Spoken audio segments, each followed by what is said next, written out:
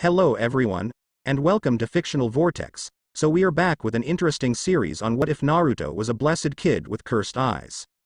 But before we start, I just want to remind you to please subscribe to my channel and hit the like button if you enjoy my content. Let's start the story. A 7-year-old boy was running through the almost empty streets of Konoha. The boy himself was 4 feet 1.25 meters. He has long, black, spiky hair. His eyes are onyx black, exactly the same as his brothers, mothers and fathers. He has slightly tanned skin and a lean build for a kid of his age, thanks to his training with his older brother Uchiha Shisui. However, his trademark characteristics are the 3 whiskers on each of his cheeks, which shows that he is a Jinchuriki of Kyuubi no Yoko. The boy was wearing a dark blue, high-collared, long-sleeved shirt, with an Uchiha clan's crest on the back, black shorts, which went down to his knees. He also wears blue shinobi sandals with an opening for toes. Uchiha Naruto was born in the main branch of the Uchiha clan. His mother, Uchiha Yumi, was sister to Uchiha Fugaku, the current head of Uchiha clan, thus making him a possible clan head, if Fugaku's son, Uchiha Itachi, didn't want or could not be the next clan head. Naruto's father, Uchiha Sasuke, was the son of Uchiha Kagami, Sandame's best friend. When Sasuke was born, Kagami decided to name him after Hiruzen's father. Fugaku also wanted to name his second child Sasuke, but he and his wife, Uchiha Makoto, decided not to have a second son. Naruto also had a brother, Uchiha Shisui, who was 8 years older than Naruto. The young Naruto also found a brother figure in Itachi, who was a few years younger than Shisui. The 3 of them would often train together. Even though Naruto was much younger than the 2, he always went with them to train. Uchiha Naruto was 2 weeks old during the Kyuubi's attack on the village hidden in the leaves. During the attack, Uchiha Sasuke died as he was one of the shinobis who was on the battlefield and tried to stop the tailed beast. Unfortunately for Naruto, he was the only newborn at this time and Yondaime Hokage, Namikaze Minato, had to seal the beast inside of the Uchiha to save the village.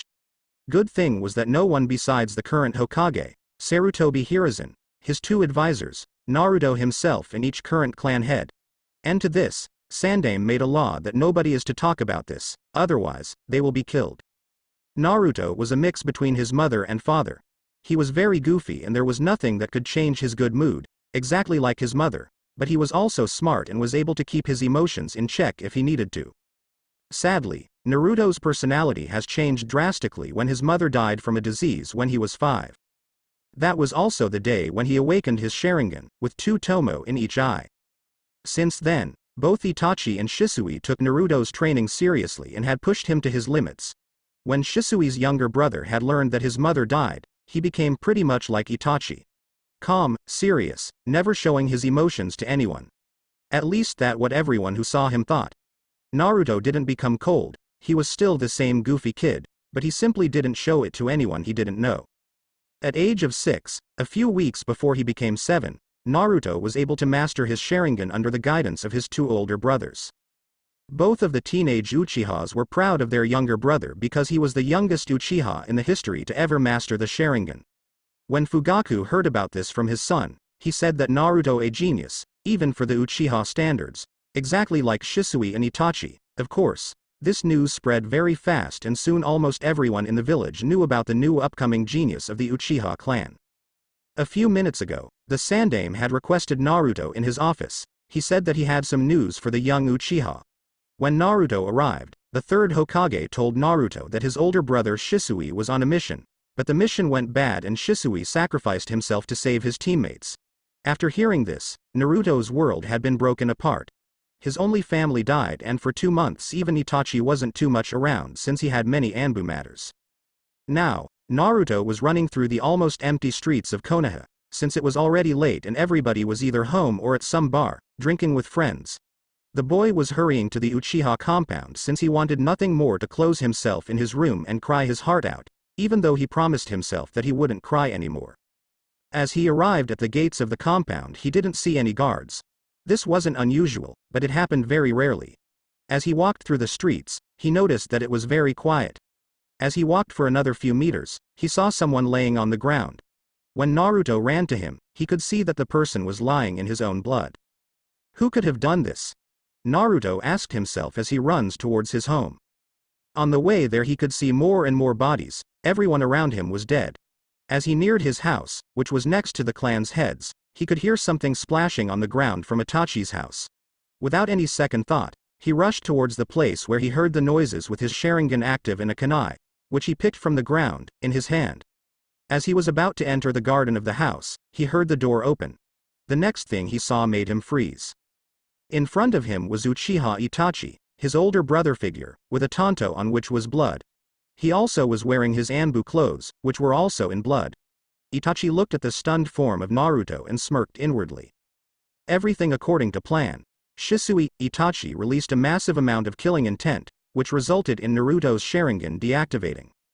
Itachi ni wy.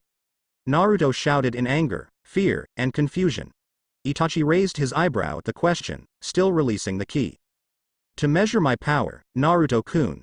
Here, let me show you, he said in a calm, yet cold tone. Suddenly, Itachi's Sharingan morphed into a three-bladed shuriken and he looked into Naruto's eyes. Tsukuyomi. Tsukuyomi world. Naruto suddenly found himself in another world, where the moon and sky were red, but the ground was black. While Naruto was looking around, cross materialized behind him and he was chained on the cross. Not a moment later, Itachi appeared in front of him with an impassive look. Welcome to my world, Naruto-kun. Here I control everything, even time. 72 hours here are merely 5 seconds in the outside world. I will show you now what happened tonight, the older Uchiha said, and the world changed into the Uchiha compound. A moment later, no matter where Naruto would look, he would see Itachi killing everyone, blood spilling on the ground and buildings. Even when Naruto tried to close his eyes, they would open themselves.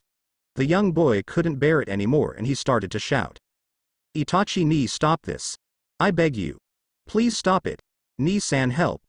Naruto shouted as tears flooded from his eyes. I don't think that Shisui will be able to help you. He is dead. Do you remember or should I remind it? Itachi asked, and the scenery changed into a forest where a group of 5 was followed by at least 20 other persons. Suddenly one of the 5 stopped and took out a kunai. The single person tried to fight, but he was overwhelmed, but instead killing him, the 20 took him and started torturing him. Ni-san. Naruto shouted and the sky started to break and then it shattered into pieces. Mangekyo Sharingan, Itachi said with a small smirk on his face as he looked into Naruto's new eyes. A red 6-pointed star on a black background with a single black circle in the middle. An. Like Sasuke's in canon. Naruto looked at Itachi with his new eyes which started to slightly bleed from the overuse. Everything worked out. Now it is up to you, Shisui. Itachi thought as he took out a scroll and tossed it in front of Naruto, who was slipping into unconsciousness. Itachi ni. Why? Naruto asked, fatigue clear in his voice. Itachi chooses to ignore the question as he slowly started to walk away. A moment before he had to leave, he turned around, making Naruto see as a single tear of sadness fell from his eye. Goodbye. Otouto, he said, and dissolved into a murder of crows, which flew away, leaving Naruto alone. The black-haired boy could hear steps, but he had no energy left and passed out. On the next day, the village hidden in the leaves heard the tragic news about one of the strongest, if not the strongest clan in Konoha. Uchiha clan has been murdered by Uchiha Itachi, who, by the assumptions of the villagers, had cracked under the pressure of being Anbu. There was only one survivor, Uchiha Naruto, son of Uchiha Yumi and Uchiha Sasuke, brother of Uchiha Shisui. 2 days later, Konoha Hospital. Naruto opened his eyes just to close them as a lamp was being above his eyes. He let his eyes accustom to the new light and started to slowly open them again. When his eyes were open he slowly sat up and looked around to see that he was in a hospital room. Naruto turned to the door, which he heard that was opened by someone. When the door was open, it revelated Sarutobi Hiruzen. Hello, Naruto-kun. How are you feeling? Sarutobi asked as he sat on a chair next to the black-haired boy's bed. Good morning, Hokage-sama. I feel good, Naruto said with a sad smile. Hiruzen smiled seeing that the boy won't become some emo, revenge-wanting, brooding brat. Naruto-kun, I have a few questions for you, Sandame said. Naruto nodded and Sarutobi asked his first question. Naruto-kun, what happened? He asked. After leaving from your office, I went home and there was very quiet in the compound. When I was about to enter my house, I hear something happening in Makoto Oba-chan's house, so I went to see what was happening. When I got close, Itachi came out and put me under some genjutsu in which he showed me how he killed the clan and then how someone was torturing Ni-san, and then I was lying on the ground and passed out," Naruto asked truthfully. Sandaime nodded his head. "And what can you tell me about the blood that we found on your face?" the aged Kage asked. Naruto thought about that for a moment before his eyes widened. "I can tell, but if you promise to keep it a secret," Naruto said, and Hiruzen nodded with a slight smile. After seeing that Sandaime agreed, Naruto closed his eyes and activated his Sharingan and showed it to the third Hokage. A moment later, the Sharingan morphed into its next form. Mangekyo Sharingan! Hiruzen exclaimed, with shock written all over his face. Naruto nodded and deactivated his Sharingan. After clearing his throat, Sandaime took out a scroll from his sleeve. Naruto eyed the scroll curiously. "What is this scroll, Hokage-sama?" the young boy asked, and the old man nodded. "We found you lying unconscious in front of the scroll.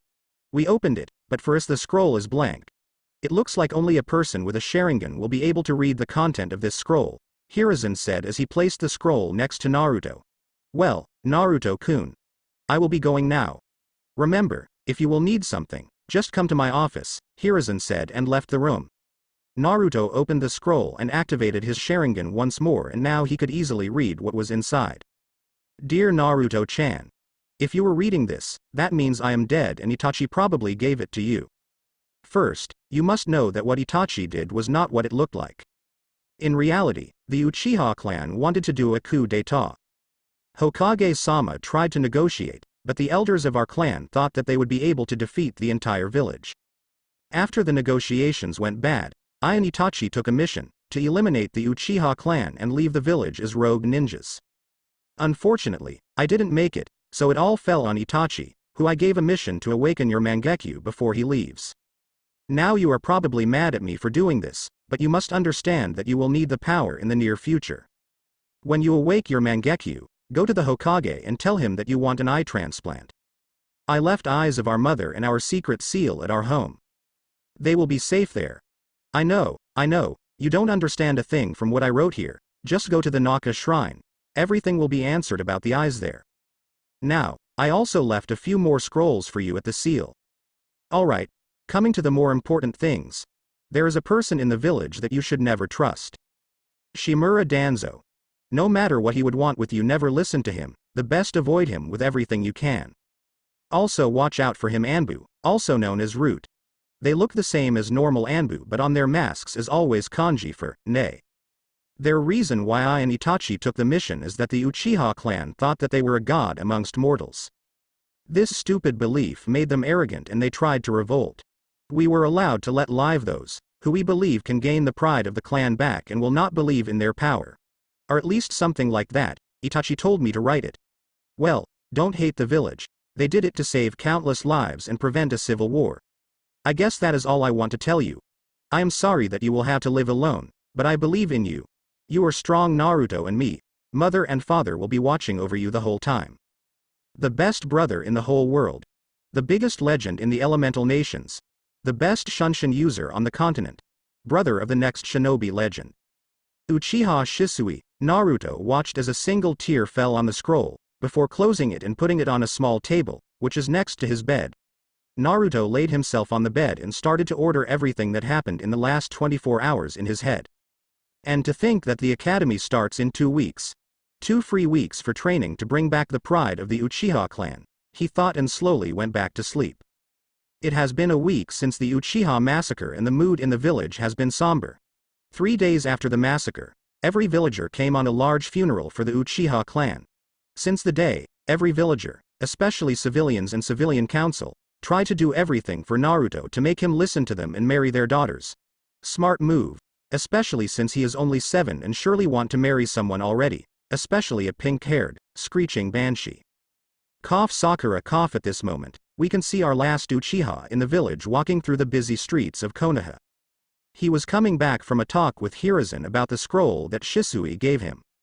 When Naruto told Sandaime that his brother has left this message for him, the old man asked Naruto how he feels about this. Naruto said that he is very sad and angry, but he understands. After talking about some less serious matters, Naruto asked for the eyes implant. The third Hokage wanted to say no first, but thinking that it could possibly help the village, plus Naruto had all rights to simply go to another village in Fire Country and do it there, Hiruzen told Naruto to come to the hospital in 2 days and bring the eyes with him. After they spend several more minutes talking, Naruto decided that it was already time for him to go back home. As Naruto entered his clan's compound, he decided to train since it was about 7 p.m. and haven't a good training session since the massacre. As he walked on the training grounds, he had a feeling that someone was following him. Deciding to ignore it, thinking that it was one of his fangirls, who often followed him to watch how he trained, but he usually was able to lose them. Yes, since the funeral Naruto has gained his own fan club which grew with every day. As Naruto started stretching, he felt that the presence too close to his position. A moment later, the dark-haired boy had to jump back to avoid getting hit with a rain of shuriken. In a swift motion, Naruto took a defensive fighting stance and waited for his opponents to show up, while he activated his Sharingan. Suddenly 2 figures jumped out of the bushes and stood in front of Naruto. One smirking with a tanto and the other had an emotionless face with 2 kunai in each hand. The one on Naruto's left, who had the tanto, was wearing a normal Chunin attire from Kumogakure and his headband on his forehead. He had short, spiky blonde hair and green eyes. In addition, he had a scar going down from his right eye to his chin. The one on Naruto's right had also a Chunin attire of the same village, but his Hite 8 was on his right biceps. His hair was brown and tied in a ponytail, with his eyes being brown as well. "Who are you and what do you want with me?" Naruto asked as his Sharingan looked discreetly to see if there was anybody else with them. Ma, under normal circumstances I wouldn't be telling you, but if we are going to take you back, you should at least know our names. My name is Jeru Taro, said the one with tanto, smirking. The other one only grunted. Samuri Takeshi, the brown-haired one said with a blank voice.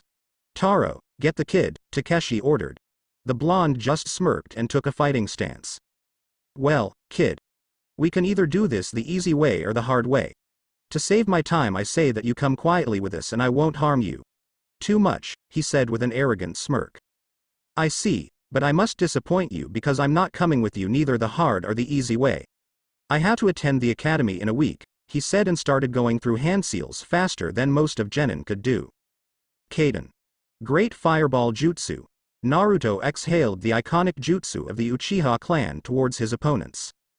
The 2 Kumo nin jumped aside as the jutsu hit the place where they stood. Taro rushed to confront Naruto in a kenjutsu fight as Naruto took out a kunai and blocked an attack from the Kumo nin's tanto. The 2 of them dodged, blocked and reflected attacks of the other person.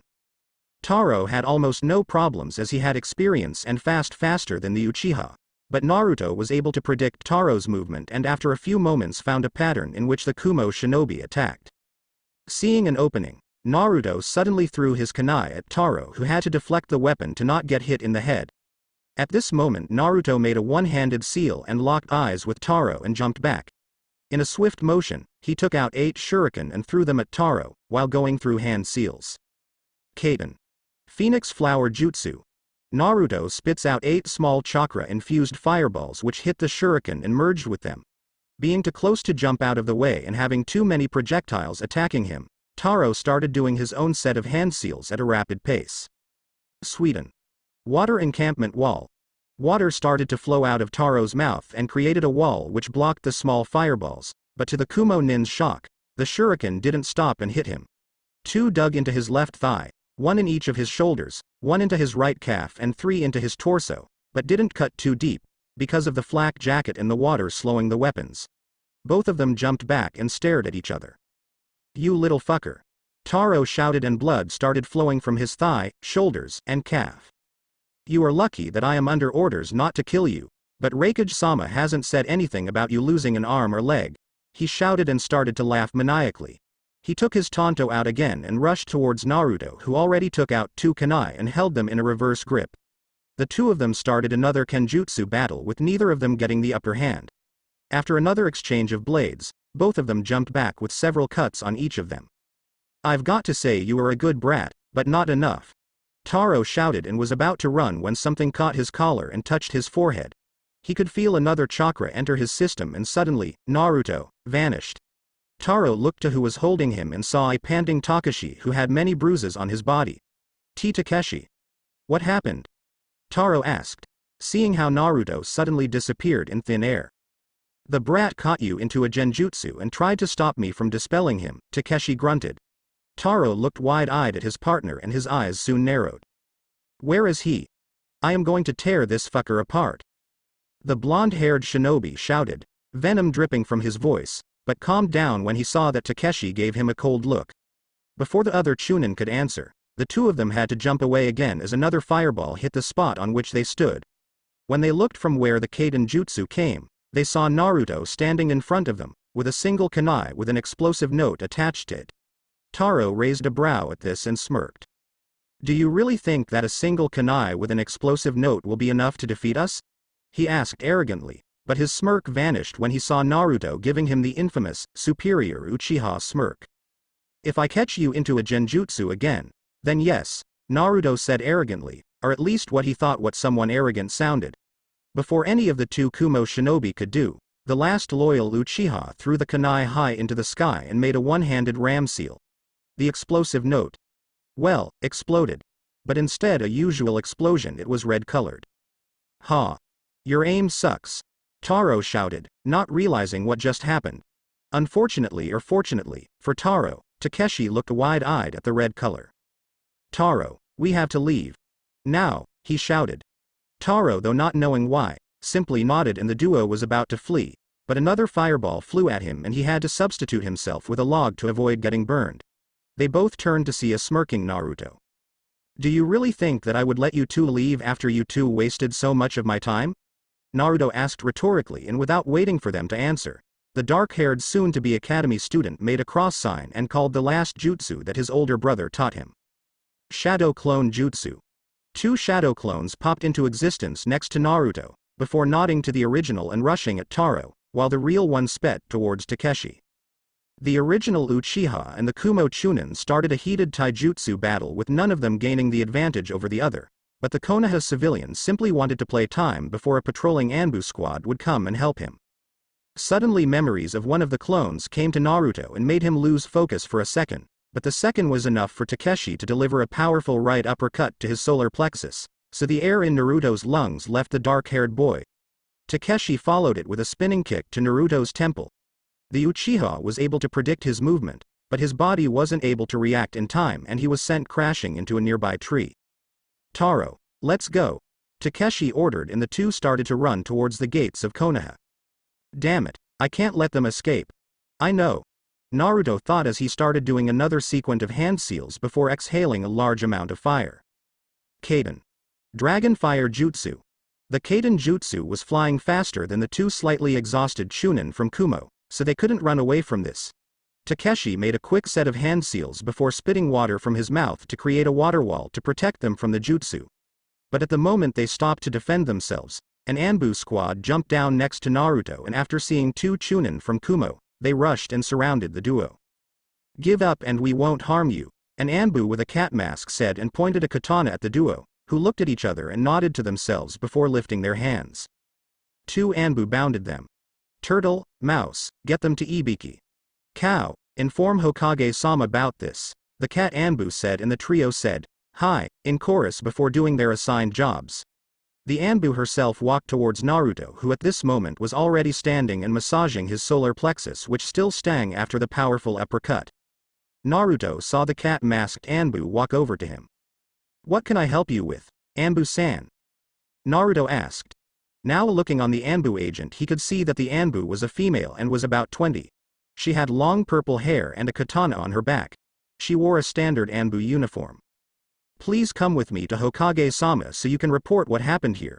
Uchiha-san, the purple-haired Anbu said after reminding herself on the description of the last loyal Uchiha in Konoha.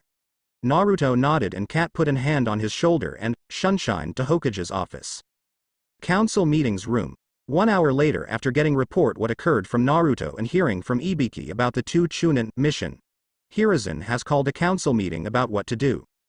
Of course, after telling the council how Naruto stopped the two, the civilian side was boasting how great and almighty their Uchiha-sama was. The Shinobi Council on the other hand, while not agreeing that he is almighty, still had to agree that it is impressive for a 7-year-old kid to stop 2 Chunin-level shinobi. Any suggestions what we should tell the Raigaki about this situation and what do we want? Hiruzen asked the council. After several moments of silence, one of the shinobi council, Hyuga Hiyashi, the clan head of the infamous Hyuga clan, stood up. Hokage-sama, I think we should demand Raikage's brotherhood as they did with us all those years ago, Hiyashi said in an even tone, but everyone present could hear the rage in it, which was very rare to hear the clan head speak with emotions. Hiruzen thought about this for a moment, but before he could speak, Shimura Danzo stood up. I am sure that they would not agree since Raikage's brother is the Jinchuriki of Hachibi. Instead of his head, we could get a new powerful shinobi in our ranks. Think about it. Every of the 5 great shinobi nations, besides us, has at least one Jinchuriki at their disposal, with Kumo having 2, the Hachibi and the Nibi. My suggestion is that we demand the Jinchuriki of the Nibi or we will declare war on them.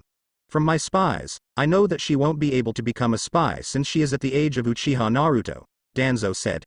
After Hiruzen thought about this, he realized that it was the first thing in years on which both he and Danzo agree on. Danzo, I think that it is a very good idea. If we will be able to get the Jinchuriki, we will make her attend to the academy to make sure that she is fully loyal to Konoha. What does the rest of you think about it? Sandame asked, looking at the council for any comments or suggestions. Of course, there must be some greedy civilian on the council. Hokage-sama, I don't know what this Jinchiki is, but I think that for attacking our Uchiha-sama we should also get recompense of at least 1.000.000 ryo. AN. 1 ryo equals $1. And civilian councilman said with a cheeky grin, hoping to get some of the money of this. Sarutobi sighed at the ignorance of the civilians and asked himself why such people were on the council in a ninja village. Sadao-san, I think that you don't realize that a Jinchuriki is worth more than any amount of money a ninja village can get. So no, we won't be demanding those ryo. I think that it is all we had to talk about. I'm going to write a letter to the Raikage and demand the Nibi Jinchuriki. Dismissed, Sarutobi said with a sigh. I am too old for this shit. The day has finally come. Today every kid from both civilian and ninja part of the village would enter the academy. Today, many children would start their education in the ninja arts. Every child that wants to attend to the academy is ready to leave their houses and start learning. Well, all but one. As the sunbeams started to shine on his eyes, the dark-haired boy groaned and tried mentally to order the sun to leave him alone. Unfortunately for him, the sun wouldn't stop and the boy had to wake up. As he opened his onyx black eyes, he slowly sat up on his bed and started to rub the sleep out of his eyes. After adjusting to the bright room, the boy looked at a watch, which was on a night table next to his bed. When he saw how late it was, his eyes widened in shock and the boy jumped out of his bed in a hurry. Damn it. I have 7 minutes until the first lesson starts. I can't be late for the first day in the academy. The boy rushed over to his wardrobe and took out his usual outfit, which consisted of a dark blue shirt and black shorts. Luckily for the boy, he had predicted that something like this would happen and he took a shower yesterday before he went to sleep. When he was already dressed, Naruto runs into his kitchen and made himself some cornflakes with milk and eat them. After he was done, he looked on a clock which was hanging on a wall in the kitchen and saw that he had 2 minutes left till the first lessons start. He quickly dressed his shinobi sandals and went outside his house. At this moment he reminded himself that the academy is on the other side of the village. I promised myself that I won't do anything unusual not to gain any more fangirls, but that is my last hope, Naruto said to himself and made a one-handed ram seal and suddenly his whole body burst in a murder of crows which flew towards the academy. Naruto has learned this jutsu yesterday, that's one of the reasons why he overslept. 5 days ago, Naruto had his mother's eyes implanted into himself and after the surgery, he was told not to use his eyes for 4 days. Since yesterday he was allowed to use his eyes and newly obtained Eternal Mangekyo Sharingan, AN. The same like Sasuke in canon, which improves all the powers of the normal Sharingan and allow the user to use the powers of Mangekyo without losing the sight. So naturally, Naruto being Naruto, after having the possibility to train again, the dark-haired boy spent the whole day learning the Crow Shunshin and Crow Clone Jutsu as well he was training his Ms. In class number 192, 28 children and 1 Chunin were sitting and waiting until the last minute ends before starting the class. As the Chunin was about to start, a murder of crows flew through an open window and suddenly took a form of a dark-haired boy who was standing in the middle of the class, next to the Chunin. Everyone was looking at the boy with awe from his fangirls, curiosity from a few of the clan heirs, and jealousy from almost all civilian boys. The Chunin, on the other hand, was speechless as he knew only one person who could use this specific shunshin, and this person wasn't welcomed in the village, so naturally after seeing that a murder of crows entered his class and started changing into someone, he was on full alert in case something should happen, but he hasn't predicted that it would be the last loyal Uchiha. Everyone was speechless in the class, and Naruto, who just entered, didn't know why no one was talking. The silence was stopped when the door suddenly opened, revealing a young blonde-haired girl, who was wearing her hair in a ponytail which went down to her upper back. Her eyes were onyx black, the same as Naruto's. She was wearing a dark blue shirt with long sleeves, which stopped at her midriff. She also had black, tight shorts which went down to her mid-thighs. Above her shorts, she wears a dark blue skirt which went down her knees. On her feet, she wears blue ninja sandals. The Chunin scowled as he realized who this girl is. "Both of you, take the 2 free places," he said, looking on 2 free places in the last row next to a window. The 2 went there and sat down. Naruto could easily hear the growls of his fangirls and the heated looks which they sent on her. When Naruto was already sitting, he remembered his to-do list. First, get to know someone new. It was the first thing which he has planned to do, as he has often heard about the anti-social Uchiha club, and truthfully, he didn't wish to join it. With this in his mind, he turned to the girl and smiled slightly. "Hi, my name is Uchiha Naruto. What's your name?" he asked. The girl was slightly shocked that someone would willingly talk with her, but after a second thought, the boy didn't know who she was. Turning to him, she gave him a nervous smile.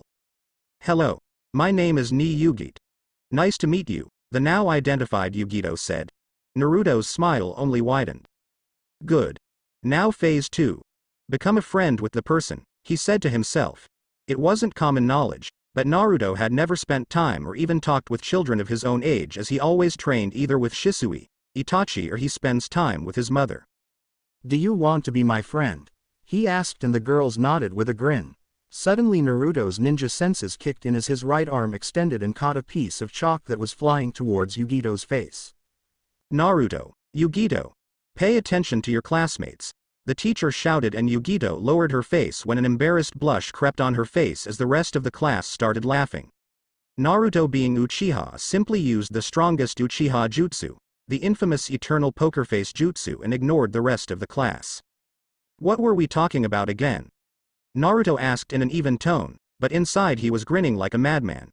"Even Itachi ni would approve of my eternal poker face jutsu," he said to himself. "We were during introductions. Say your name, your hobbies, and where you come from," the Chunin said with a smirk when he looked at Yugito and nodded to her. The blonde girl gulped and cleared her throat. "My name is Ni Yugito. My hobbies are training, reading, and eating sushi. I am coming from Ku," she said, and her tone became too quiet at the end. The Chunin's smirk widened and he placed his hand next to his ear. "What did you say?" "I haven't understood the last part," he said, and looked at the girl, clenched her hand in a fist. "I am coming from Kumogakure," she said. There were various reactions. Shino raised an curious brow, Hinata, Kiba, and many of the female civilians scowled. Rest of the class was looking at her wide-eyed, but Naruto simply smiled. "So, a friend coming from Kumo. Interesting," he thought, reminding himself on the fight from last week. "Sensei, what was your name again, because I forgot?" Naruto asked with an embarrassed grin while scratching back of his head. The Chunin sighed. "My name is Mizuki, and I am one of the 2 sensei that were assigned to this class. The other is Amino Iruka, but he won't come until tomorrow since he is ill." "Now your turn for introduction," Mizuki said. "My name is Uchiha Naruto. My hobbies are training and eating sushi and ramen. I am coming from the Uchiha clan from Konoha," he said, and Mizuki nodded to the next student. As the rest of the class introduced itself, Naruto turned once again to Yugito. "So, you want to get some sushi after the academy?" he asked, not sure if he did it right. Yugito was shocked. The very boy that her previous village wanted to abduct was willing to go out on sushi with her. She immediately smiled and nodded. "Sure. I would like to." Her answer made Naruto smile. The 2 kids turned back to Mizuki, who started writing something on the blackboard. "Today, we will talk about chakra," and so, he began his long and boring lecture. In this time, Naruto has closed his eyes, and before he knew he went to sleep. When the academy ended, Yugito and Naruto started walking out of the building. When they were already outside and were about to leave the academy grounds, they both hear many voices shouting something. When they turned around they saw at least 15 girls running towards them and shouting, "Naruto-kun." Reacting on his sheer instincts, the last loyal Uchiha grabbed Yugito's shoulder and made a one-handed seal. Not a moment later the two of them turned into a murder of crows which flew away, too fast for the girls to follow. The crows landed in front of a sushi bar and they changed into the two academy students. The blonde girl instantly fell on her rear as she lost her balance. After a few moments, she stood up and looked at Naruto. "What was that?" she asked. Naruto sighed as the two of them entered the bar. "It was a crow shunshin, used by some members of the Uchiha clan," he said, and the two of them took a seat. Yugito shook her head and Naruto raised an eyebrow at this. "Not this. I know what a shunshin is. I was asking about the girls. Why were they running and screaming your name?" she asked. "Well, you can say that they were my fangirls. They are probably the reason why I never spend time with girls," the last Uchiha said. A moment later a waitress came and took their orders. Yugito thought about his words and a question came to her mind. "Then why did you ask me if I want to eat with you?" she asked. Naruto gave her a smile. "Well, when you sat next to me, I saw that you weren't drooling about me. Besides, I need some friends," the dark-haired boy said, and the girl looked at him wide-eyed. "You have no friends?" she asked in shock. Even she, as the Jinchuriki of Nibi, had friends in Kumo, but here a boy who has girls that are running after him has no friends. Naruto chuckled slightly and nodded with a thoughtful expression. "Indeed, I have no friends, because since I became a kid I wanted to be as strong as my older brother," he said. "And Itachi ni. What's his name?" Yugito asked, willing to learn anything about her new friend. "His name was Uchiha Shisui," he said with a sad smile. Yugito raised an eyebrow at this. "Why did you say, was, and why does his name sound like sushi?" she asked. "I said that his name was Shisui because he died about 2 weeks ago, like the rest of my clan," he answered. "And to answer your second question, I don't know, but I remember that he loved sushi even more than I do with ramen," Naruto said, and chuckled slightly at the good memories when he and Shisui would often get into fights about what is better, sushi or ramen. "I'm sorry," the blonde girl said quietly, suddenly finding the floor more interesting than her new friend. "You don't have to apologize, you didn't know." "Oh, seems like our food is here," Naruto said and took a pair of sticks to eat, as did Yugito with a smile on her face. They both see their hand together. "Itadakimasu," they both said in unison and began to eat their ordered food. "Nay, Yugito. I was wondering, when have you arrived?" "I mean in Konoha," Naruto asked. "Yesterday at evening. That was the reason why I was late today." "And why were you late?" "I saw that you were not seated when I entered the class," she said, and Naruto scratched back of his head with an embarrassed grin on his face. "Well, you know. I was training hard yesterday and I kind of overslept," he said, and the girl giggled slightly. "What's so funny?" Naruto asked. "Nothing. Just that from what I heard everything you do is training, training, and training. Don't you do other things?" she asked, and the dark-haired boy shook his head instantly. She sighed. "So, don't you need some sparring partner?" she asked, and the Uchiha smirked. "Well, if you want you can come by tomorrow after the academy and we can have a friendly spar, since from what I can see you have already trained. What do you say?" he offered. Yugito blushed slightly at the comment about her training since almost no one else had ever noticed it. She nodded with a smirk. "Just don't come crying when I kick your butt," she said, and took out enough money to pay, but was stopped by Naruto. "Don't worry, I can pay," he said, and after she nodded with a smile, the dark-haired boy paid and the two of them left the bar. When they were outside, Yugito turned to him. "I should be going. Bye, Naruto-kun," she said with a faint blush as she started to run down the busy street, leaving a slightly blushing Naruto alone. It has been 5 years since the Ninja Academy began. 5 long, boring years for Naruto. But today it all would change. Today he, together with his best friend Yugito, would take the Genin exams and become a full-fledged ninja of the leaf. For the last 5 years, the two soon-to-be Genin were meeting together and training in the ninja arts. It also gave birth to their friendly rivalry. The two has created a strong bond between each other since they both carried a burden in which they had no choice. Yes, Both of them does already know about their biju sealed inside of them. It happened when Yugito asked Naruto about it during one of their sparring sessions, since she was told about it when she was 4 in Kumo. The dark-haired boy was very surprised by how she knew about it when she told him that Nibi had told her. Besides all of this, the only thing worth noting was that both Naruto and Yugito started to learn kenjutsu, Naruto with a katana used by his father and Yugito using a ninjutsu. Now we can find Naruto in his new outfit, consisting of a black shirt with long sleeves, black shinobi pants with bandages around his ankles. He also has tied a white utility belt around his waist on which he has his katana next to his left hip, but today he has left it home since he won't need it. On the back of his belt, he has 2 pouches for kunai and shuriken. He also wears a white, high-collared, haori with long sleeves, which goes down to the middle of his shins. The haori has an Uchiha fan on the back and the sleeves are black.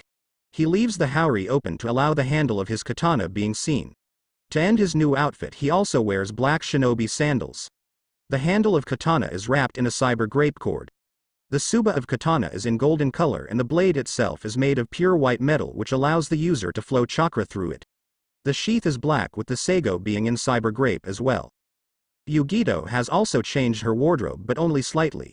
She now, instead of a skirt, wears long black shibabi pants with matching ninja sandals. Her ninjutsu is normally strapped to the left side of the back of her shoulder. She as well left her ninjutsu home today. Her ninjutsu has a dark blue handle with matching sheath. The blade, on the other hand, is pitch black and is also able to flow chakra. The two of them have also grown over the 5 years. Naruto stood now 4 feet 9 inches, 151 m, and weights about 43 kilograms since he has built up muscle through those years. Yugito, on the other hand, was a little shorter than Naruto, as she stood 4 feet 8 inches, 148 m, and weights about 37 kilograms. The two of them were now sitting at their normal places on which they have sitting since the beginning of the academy. The two soon-to-be genin talked about their expectations about the teams until Iruka and Mizuki entered the class with a stack of papers and started talking about the exams. After about 5 minutes, Mizuki started to give out the papers, which were the first part of the genin exams. The class was given 1 hour to answer the questions, which in Naruto's and Yugito's opinion were very easy since both of them finished the exam in about 15 minutes. After 1 hour, Mizuki collected the exams and gave them to Iruka, who went to grade them, while Mizuki took the class outside for their shuriken and taijutsu exam. In the shurikenjutsu part, everybody was given 5 kunai and 5 shuriken and were told to throw at a target. Naruto had no problem with this exam since he was taught how to throw and aim with weapons since he was a kid, so he aced in this part. Yugito was able to hit the bullseye with 4 kunai and all shuriken.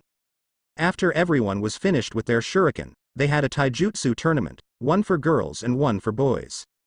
Here again, Naruto had no real competition. The only one who managed to last more than 15 seconds was Kiba, since his clan taught him taijutsu since he entered the academy. In the girls' tournament, Yugito defeated every girl, since none of them spend any of their free time training and instead were dieting. The only girl who actually was a challenge was Hinata, since her clan specialized in taijutsu, but Yugito used the experience she got while sparring with Naruto and her superior speed to defeat the Hyuga heiress. After the 2 tournaments were done, the 2 winners fought. Yugito was able to last 4 minutes with Naruto while he used his Sharingan, since if he didn't the fight would take much longer, but even when he was using his dojutsu, the blonde-haired girl was able to land a few solid hits. During those 2 tournaments, Mizuki was making notes and was rating their performance. After the second part of the genin exams was over, the class head back to the class in which they found Iruka with their exams already graded, but the scarred Chunin wouldn't tell them about their scores. When everyone was on their seats, Mizuki and Iruka went into a second room in which the last part of the exam took place. In the ninjutsu part, everyone had to do the 3 academy jutsu. The substitution, transformation, and clone jutsu. If anyone was unable to do even one of them, they were failing the exam immediately. As the 2 teachers started to call some civilian students in. After about 20 minutes, Yugito was called in. As she stood up and walked over the door which led to the other room, she looked back to Naruto, who gave her a grin and nodded to her before she nodded with her own smile and entered the other room. As Yugito walked in, she was asked by Iruka to do the 3 basic jutsu. After making the needed hand seals, she used transformation jutsu to change into Sandaime Hokage, who often visited her to make sure that she was living a good life and had everything she needed. After getting a nod from Iruka, she cancelled the jutsu and used substitution with a third chair. When she was asked to do a clone jutsu, she crossed her fingers in a cross sign and made a shadow clone, since she learned from Sarutobi that if she could do a variation of the clone jutsu she would still pass. Iruka was surprised that she was able to use a Jonin rank jutsu, but Yugito explained to him that she had more chakra than a Chunin. After the scarred Chunin congratulated her, she took her forehead protector, which she then placed on a dark blue cloth and tied it on her forehead. As she walked out of the room, Mizuki asked her to call Naruto in, since he was next on the list. When Naruto walked in the room, he had to use substitution immediately since Iruka threw a wooden kunai at him.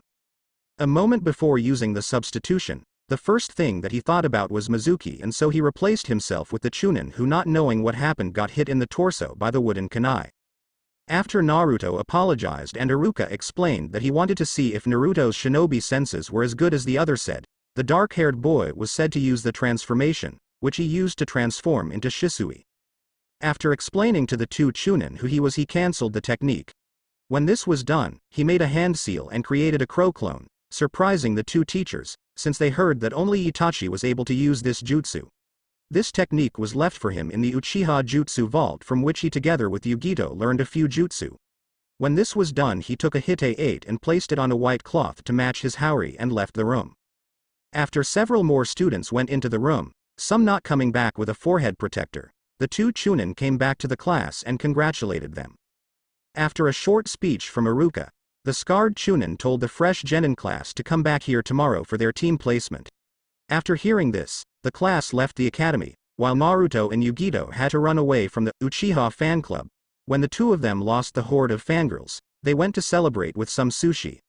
When the class was empty, Iruka collected the scores for the exams and went towards the Hokage Tower to give a report to the Sandame. Evening, Hokage's office Sarutobi Hiruzen read the report and the scores of each and every student to make the best teams that would cooperate well together. But there was one problem. The problem was that only 29 students passed the exams, which means that Hiruzen would have to make a 2-cell team. The question now, who would be on it?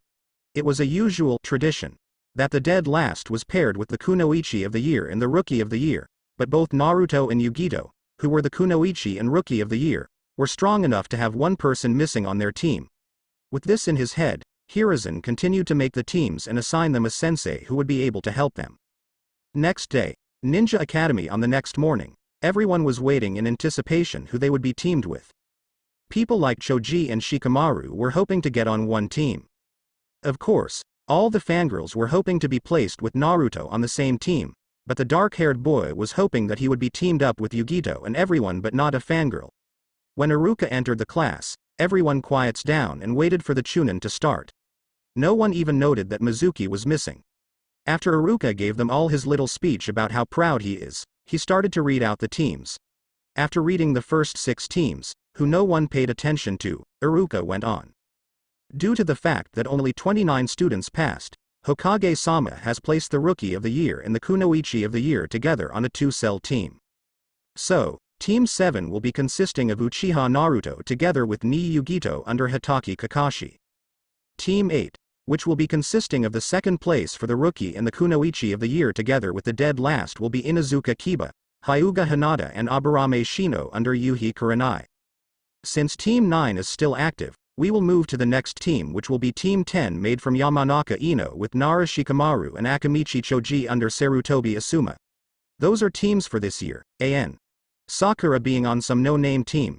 Your Jonin sensei will come here and say what to do, so wait here for them, Iruka said, and while all of the fangirls, especially Ino and Sakura, who were shouting and demanding to be placed on Team 7, the scarred Chunin left the room. For the next 3 hours, Naruto and Yugito were sitting in the class and talking about their new sensei, who was late. Over the last 3 hours, the rest of the teams had already met their Jonin sensei and the two were now the last left here. After the next 30 minutes, the door opened, showing a silver-haired Jonin who was reading an orange book. He looked at the two with a bored expression and sighed. "Meet me at the room in 5 minutes," he said and used Shunshin. Naruto looked over to Yugito, who shrugged with her shoulders, and the two used their own version's Shunshin, in which Naruto changed into a murder of crows and Yugito disappeared in blue flames, to appear on the roof, shocking Kakashi, who didn't expect these two to be able to use any other jutsu than the academic.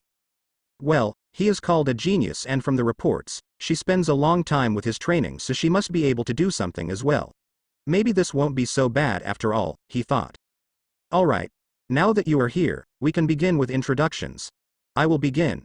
My name is Hatake Kakashi. I have many likes and some dislikes. My hobbies are interesting and my dream for future is hard to achieve. Your turn, Blondie, the one-eyed ninja said with an eye smile when he saw Yugito's eyebrow twitch. My name is Ni Yugito. My likes are sushi and training. My dislikes are people who hate me for being from Kumo, perverts, and males who think that women are weaker than men. My hobbies are spending time with Naruto-kun and training. My dream for the future is to become the most powerful kunoichi in this village to show that women can be stronger than men, she said. Kakashi nodded and turned to Naruto. Your turn, Byakuya, he said. Naruto rose an eyebrow at this. You know, Kuchiki Byakuya, from the Bleach manga. Your Haori reminds me of him, Kakashi said with another eye smile while Yugito and Naruto's sweat dropped. The dark-haired boy cleared his throat. My name is Uchiha Naruto and my likes are ramen, sushi, and training.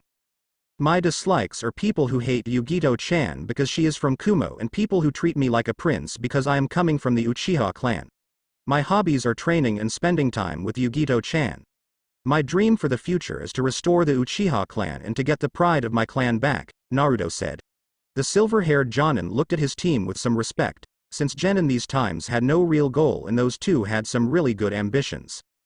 Alright, with the introductions done, I can tell you about the exam that you will take tomorrow, Kakashi said, shocking those two, but none of them commented. I will tell you about it tomorrow. Meet me at 6 at Training Ground 7. Yane, he said with an eye smile while waving his hand and vanished in a poof of smoke, leaving these two alone. The last Uchiha turned to his best friend. So, ramen or sushi today? He asked with a grin. The blonde-haired girl also grinned.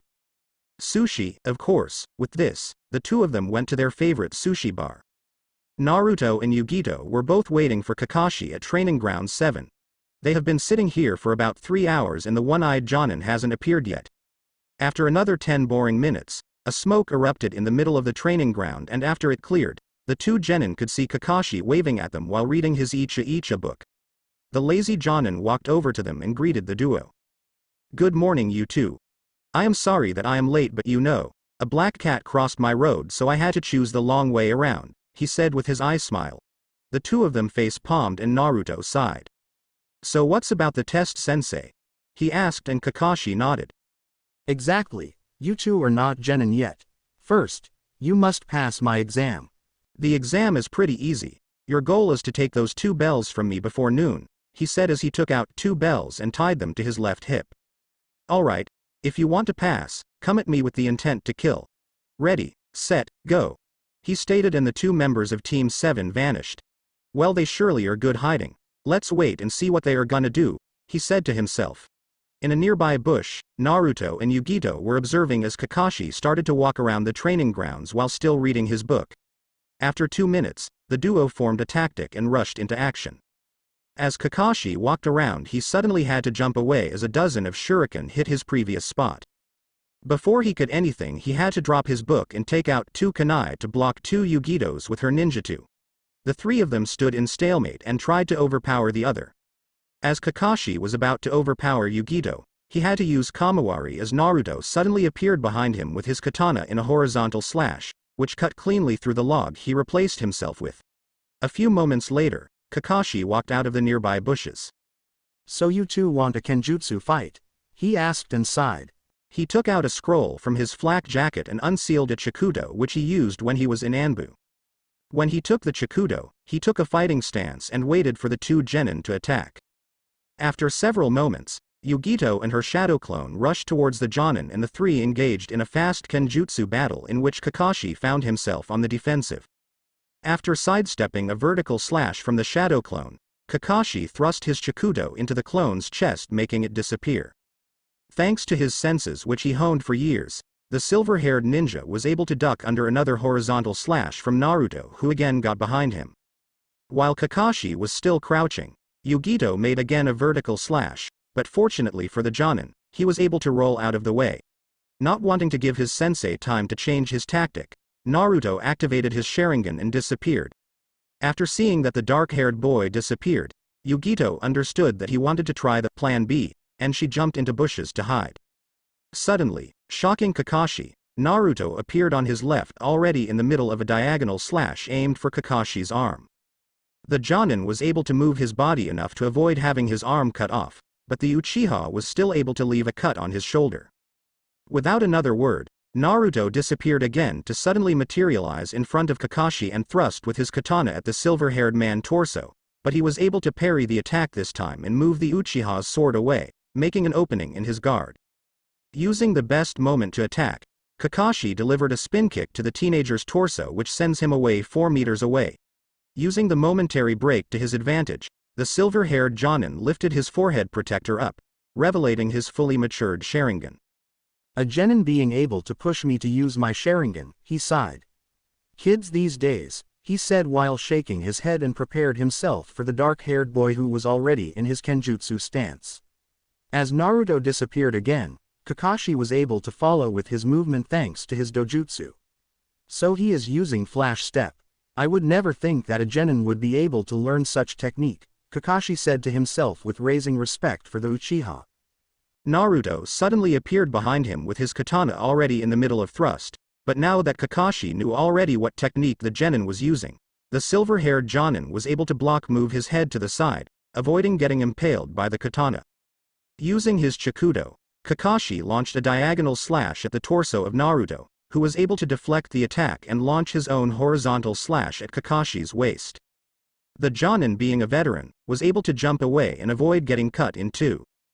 The two looked at each other for several seconds and then rushed at each other, Kakashi using his Jonin speed and Naruto using his Flash Step.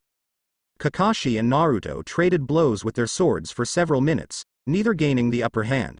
Kakashi may be a Jonin, but Kenjutsu was not his forte, and while Naruto had a natural talent for this ninja art, he was inexperienced, unlike Kakashi. The two finally got into a stalemate, where Kakashi was slowly starting to overpower Naruto with his sheer strength. When Naruto saw that he would lose in a moment, he jumped back, as did Kakashi. When Naruto landed on the ground, he sheathed his katana in a swift motion and started going through a set of hand seals at a rapid pace. Recognizing which jutsu Naruto will use, the silver-haired ninja started doing the same set of hand seals. Both of them ended at the same time and took a deep breath before letting the air out. Kaden. Great Fireball Jutsu. The two fire techniques clashed against each other for dominance, but in the end, they just cancelled. When the fireballs disappeared, Kakashi was able to see Naruto ending another set of hand seals, but before he could do anything he heard a voice behind him. Sweden. Water Colliding Wave Jutsu. When the silver-haired Jonin turned around, he could see Yugito holding a hand seal and a large mass of water flying towards him. Kakashi had no time to either dodge or replace himself with something, and the water hit him head-on. Water started flying towards Naruto, who used his own jutsu. Raiden. Thunderbullet. Naruto held his right palm open, facing the water, and a ball of lightning flew out of it and mixed with the water, shocking the silver-haired shinobi. Kakashi flew with the current of water until he hit a tree with his pack and stopped as the water dispersed. The Jonin panted as he stood up and flexed with his muscles, which were sore from the hit. Now, with Kakashi being slower, thanks to being shocked by his Raiden jutsu, Naruto and Yugito rushed towards Kakashi to engage him in a taijutsu battle.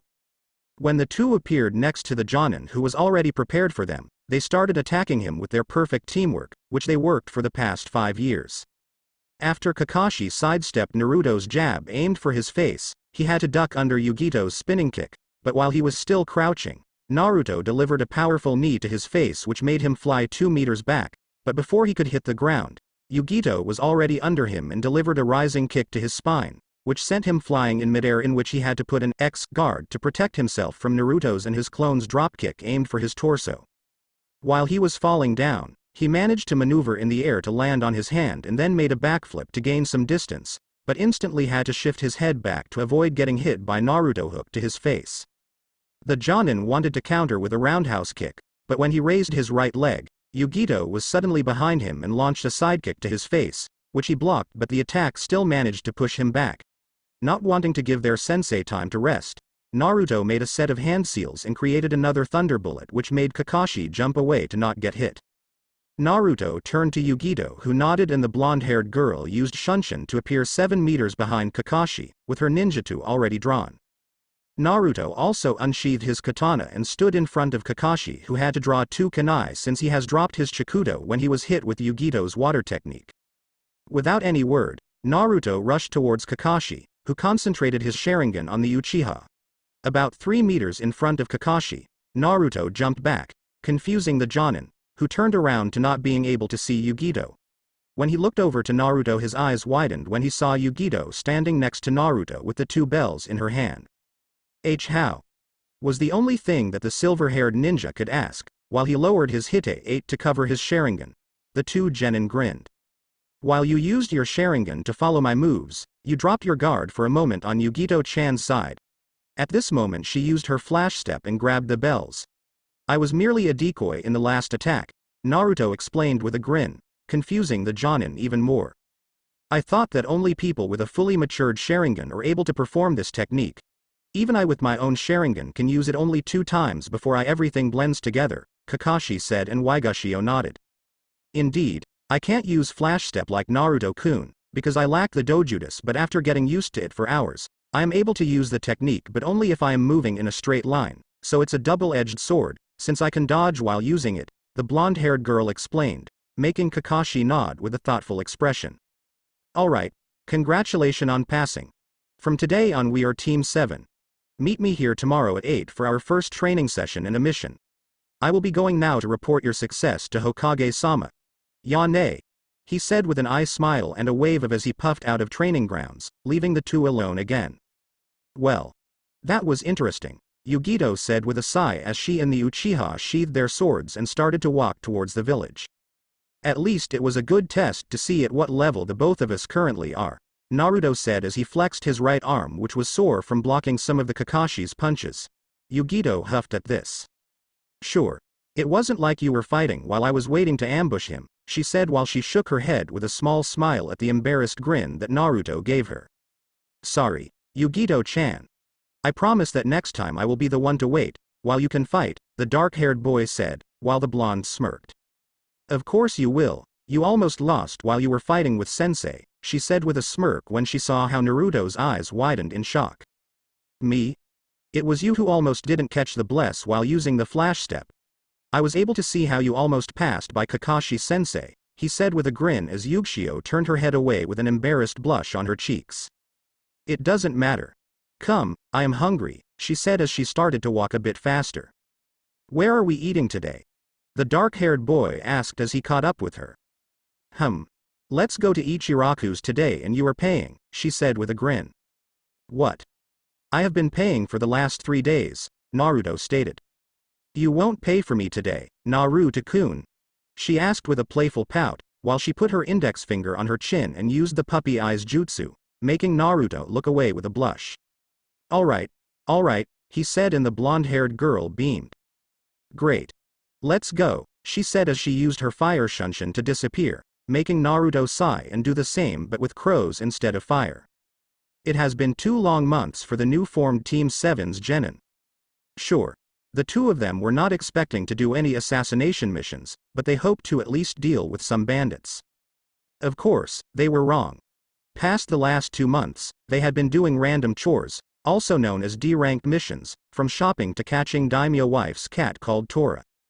While catching the demon cat, even Naruto, who was using Uchiha Itachi's eternal poker face jutsu, which gives the user full control over their emotions, wanted to kill the cat and say that it died when it runs into some bandits. Unfortunately for the black-haired boy, Kakashi didn't approve killing animals even if they are this cat, so Naruto instead used a powerful genjutsu that would allow him to control the cat with a simple command. After this day, Daimyo's wife only requested Team 7 to bring her cat back since they did it the fastest in the whole history of this mission. Besides doing D-ranked missions, Kakashi made the 2 of them train their teamwork, even it was almost perfect. Almost. Kakashi said to them that if their teamwork will be even a bit better, they will be able to fight better opponents together and win with fewer injuries. But after a month, the copycat ninja decided that it was a good time to start their physical and taijutsu training. Now after 2 months of doing missions and training, Team 7 was standing in front of Hokage, who had tons of paperwork on his table. Team 7 reporting for a mission, Hokage-sama, Kakashi said with a respectful bow to the leader of the village, who smiled seeing probably the strongest genin team of Konoha. Ah, Kakashi-kun, Naruto-kun, Yugito-chan, it's good to see you, Hokage said with a warm smile. So a mission again? Well, we have a request to help with painting fences and cleaning the cemetery or... Hokage-sama, if I may, Kakashi asked and his superior nodded. I think that my team is ready for a C-ranked mission already, he said with an eye smile. Hiruzen thought about it for a moment but nodded with a smile. Alright then, I will give you a C-ranked mission, he said and took out a folder labeled, C-rank. He started to read through several pages and then took out a scroll from his desk and tossed it to Kakashi, who caught it. Your mission will be to escort a bridge builder to the land of seas and protect him until he finishes construction of a bridge that will connect the land to the mainland. Send him in, Hiruzen said, and several moments later the door opened revealing an older man who was holding a bottle of sake. The man looked at the three for a moment before snorting. I have paid for ninjas, not some brats, the man said and swung his bottle, letting some droplets of the alcohol to fall on the ground of the office. There were various reactions from the 4 ninjas. Kakashi was reading his book, not paying attention to the older man. Hiruzen was calmly observing the 2 genin. Naruto had a mask of indifference, and lastly, Yugito was seething. Not only he said that because of her being young she was not a ninja, but saying that, he said that she was weak, which was a blow to her pride, seeing an old, drunken man saying that you were weak. Wanting to show the bridge builder that she was strong, she took out her ninjutsu and used flash step to get behind the old man.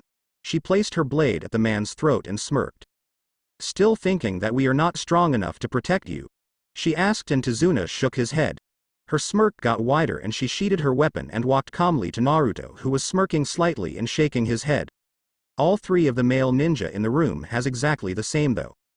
I knew she would do something like this. Sarutobi cleared his throat, getting the attention of the 4 persons in his office. You are dismissed and good luck on your mission, Hiruzen said with a smile. Alright. We will meet at the East Gate in 1 hour. Go and prepare for at least 1-month trip, he said and disappeared in a puff of smoke to get ready for the mission. After bowing, the 2 genin followed suit, leaving Tazuna and Hiruzen in the office alone. 1 hour later, East Gate. The 3 members of Team 7 together with Tazuna were standing in front of the gate. Kakashi was asking his genin about what they brought with them to make sure that they have all they need. After another 5 minutes of making sure that they didn't forget anything, the 4-man group walked out of the village. After about half hour, Yugito was getting bored and she sighed in frustration. Gah, I thought that our first C-rank mission will be something interesting, not wandering around countries. I could be training instead, she said as she started to play with her kunai. Yugito, you should know that there won't be too much action on a simply C-ranked mission.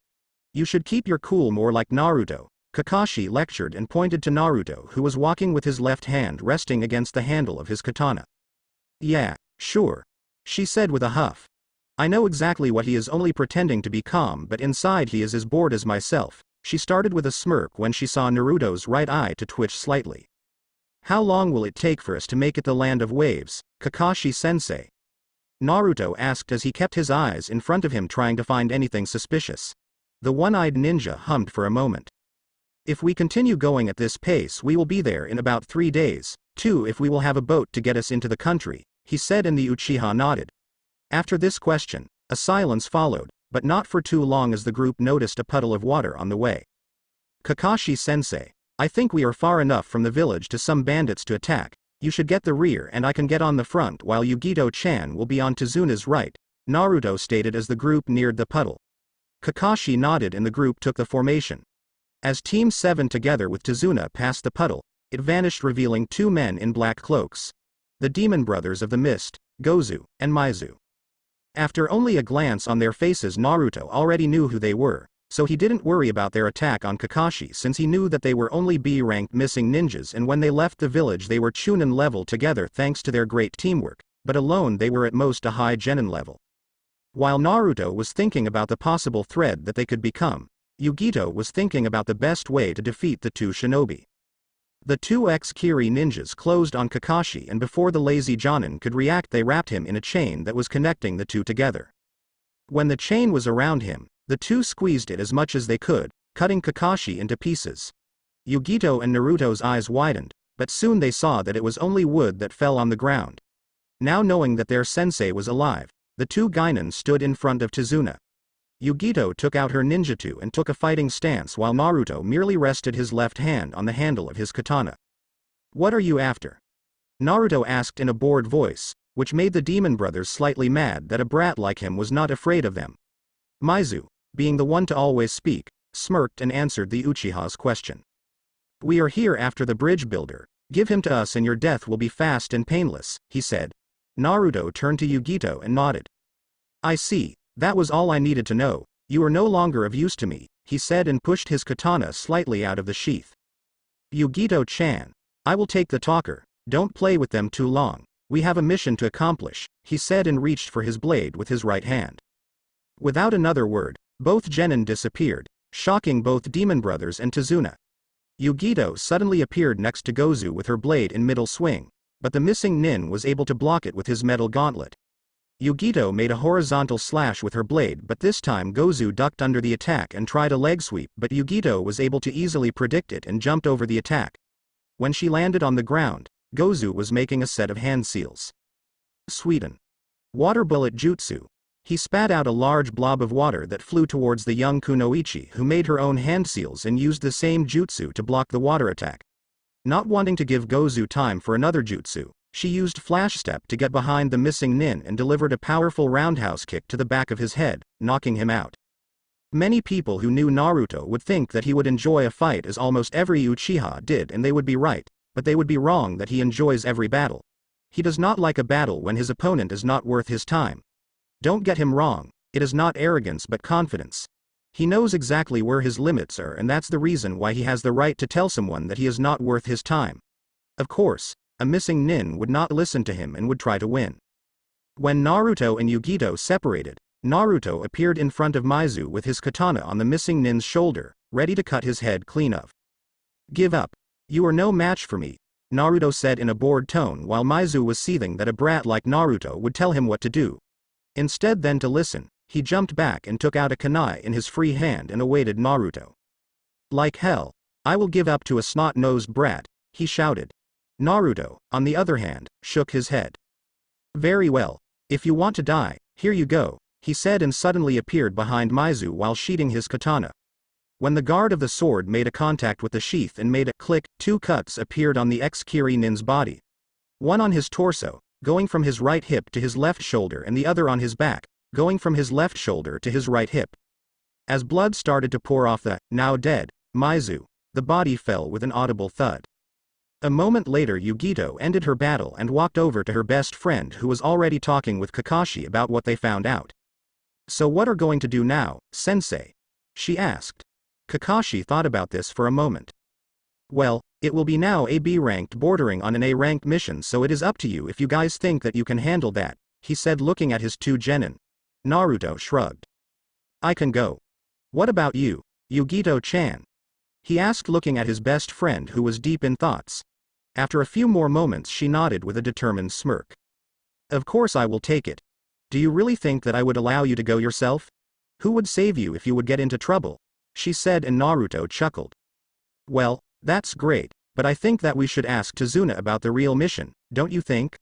Kakashi asked as the three ninjas turned completely serious and looked at Tizuna, who was sweating bullets. After some explanations from Tizuna why he lied about the mission and the story of the wave and the real reason why the bridge is built, the group of four continued their mission. After a few more hours, Kakashi decided to spend the night in the forest. "Alright, Yugito, I want you to take care of the tents. Naruto, you will go and bring us something to eat. Meanwhile, I will prepare the fire and set up some traps around the area," Kakashi ordered, and the three ninjas went to do their jobs. When Naruto disappeared into the forest, Tizuna walked over to Yugito. "Mind if I ask a question?" Tizuna asked the blonde, who nodded. I was wondering what happened with the other kid earlier. I mean, he killed a guy and he looked like he didn't care about it. Besides, in an instant his eyes and voice went to cold and emotionless, he asked, making Yugito sigh. "What you saw in the battle was the second Naruto-kun," she answered.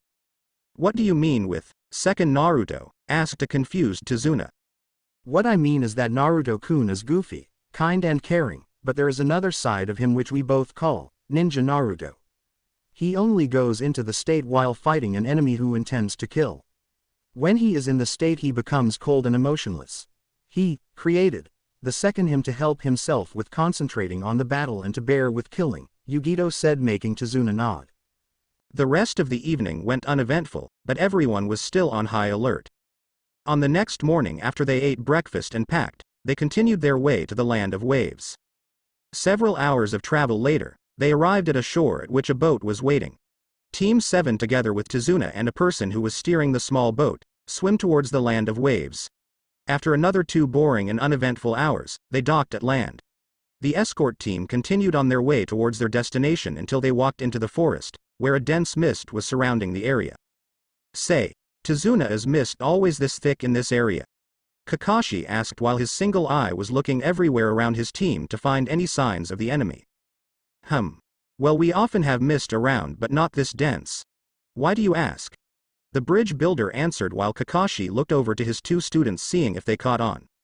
Of course, they would, he said to himself after seeing that both Naruto and Yugito looked at him and nodded slightly. Suddenly a rustling was heard in a bush on their left.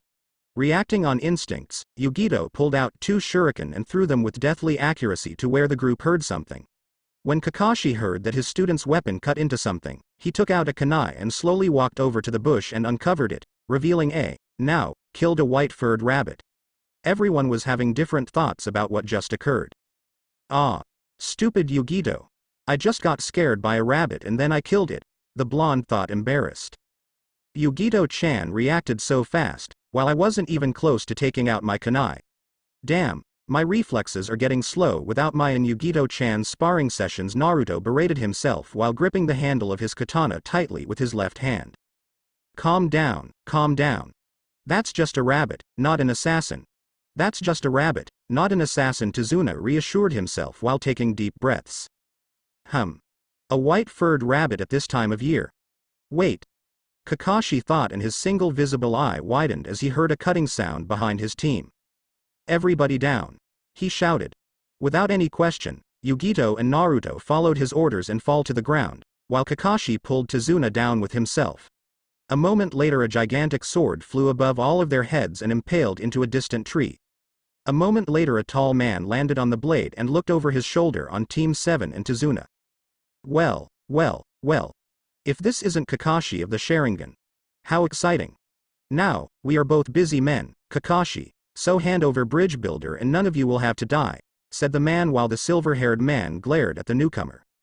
Momochi Zabuza, demon of the mist. And a ranked missing nin from Kiri. Naruto, Yugito, protect Tazuna. This guy is in another league than the other 2. I will take care of him myself, the Konoha Jonin said as he lifted his forehead protector up, revealing a fully matured Sharingan. Oh? So I have the chance to see the Sharingan so soon? I feel honored, Kakashi, Zabuza said as he took his sword and jumped over to the nearby lake. When he landed he placed his left hand in a one-handed ram sign in front of his chest and his right did the same seal but was placed over his head. Hidden Mist Jutsu. Suddenly the mist got even thicker, making it impossible to see further than 2 meters in front of you. At the moment the mist condensed, Naruto and Yugito jumped in a defensive position, Naruto being in front of Tazuna and Yugito behind the bridge builder. Both genin unsheathed their weapons and took a defensive stance while looking around to find their attacker. Suddenly the area was flooded with a killer intent coming from Zabuza, but to his shock, only Tazuna was affected as he started to shake in fear. They may be better than I thought, the missing ninja said to himself as he prepared for his next move which would end this battle in an instant. Kakashi-sensei, any orders?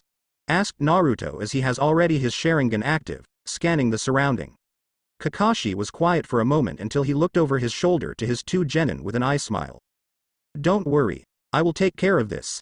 I won't let my comrades die, the silver-haired Jonin said, causing Naruto and Yugito to smile slightly while Tazuna looked relieved. All of this vanished when they heard a voice. I wouldn't be so sure.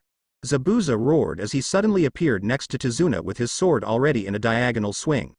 Thanks to his Sharingan, Naruto was able to see that Zabuza used Flash Step to get there.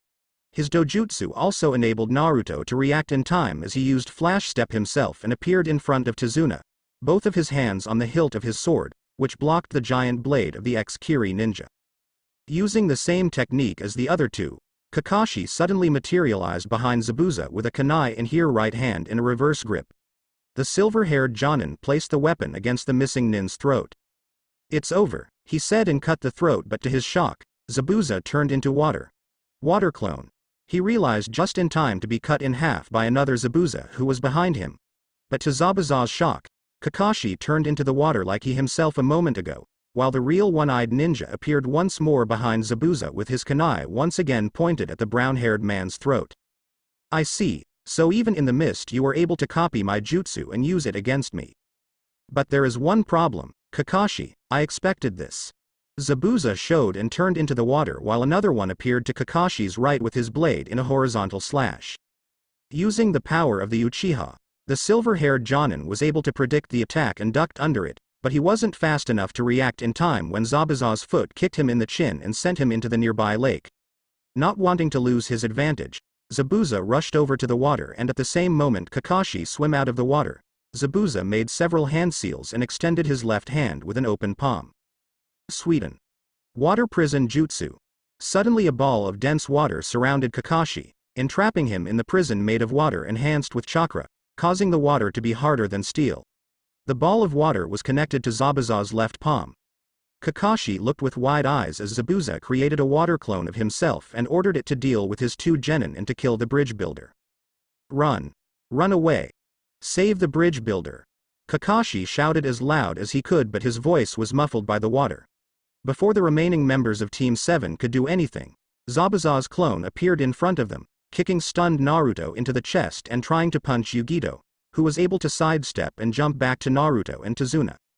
Shadow Clone Jutsu. The Uchiha created 4 clones who encircled the bridge builder and draw their katana. Naruto nodded to Yugito and made several hand signs which they both learned to speak without alarming their enemies or giving them their tactic. The blonde-haired girl nodded and sheathed her ninjutsu and made several hand seals. Kaden. Great Fireball Jutsu. She exhaled a large orb of fire which flew towards the clone who jumped to his right to avoid getting burned, but thanks to his dojutsu, Naruto was able to predict his movement and used Flash Step to get near the clone and made a horizontal slash to the clone's torso. The Zabuza used his large sword to block the attack, but the moment he moved his sword, his left side was unguarded and Yugito used it to attack as she appeared on Zabuza's left and thrust her sword at his left lung. Yugito was a millimeter to destroy the clone, but Zabuza, being an experienced swordsman, jumped back to avoid getting dispelled. The same moment he landed, he saw that Naruto has impaled his katana in the ground and made several hand seals. Raiden. Thunderbullet Jutsu. The last loyal Uchiha positioned his opened palm towards the ex-Kiri ninja and released the collected chakra from his palm.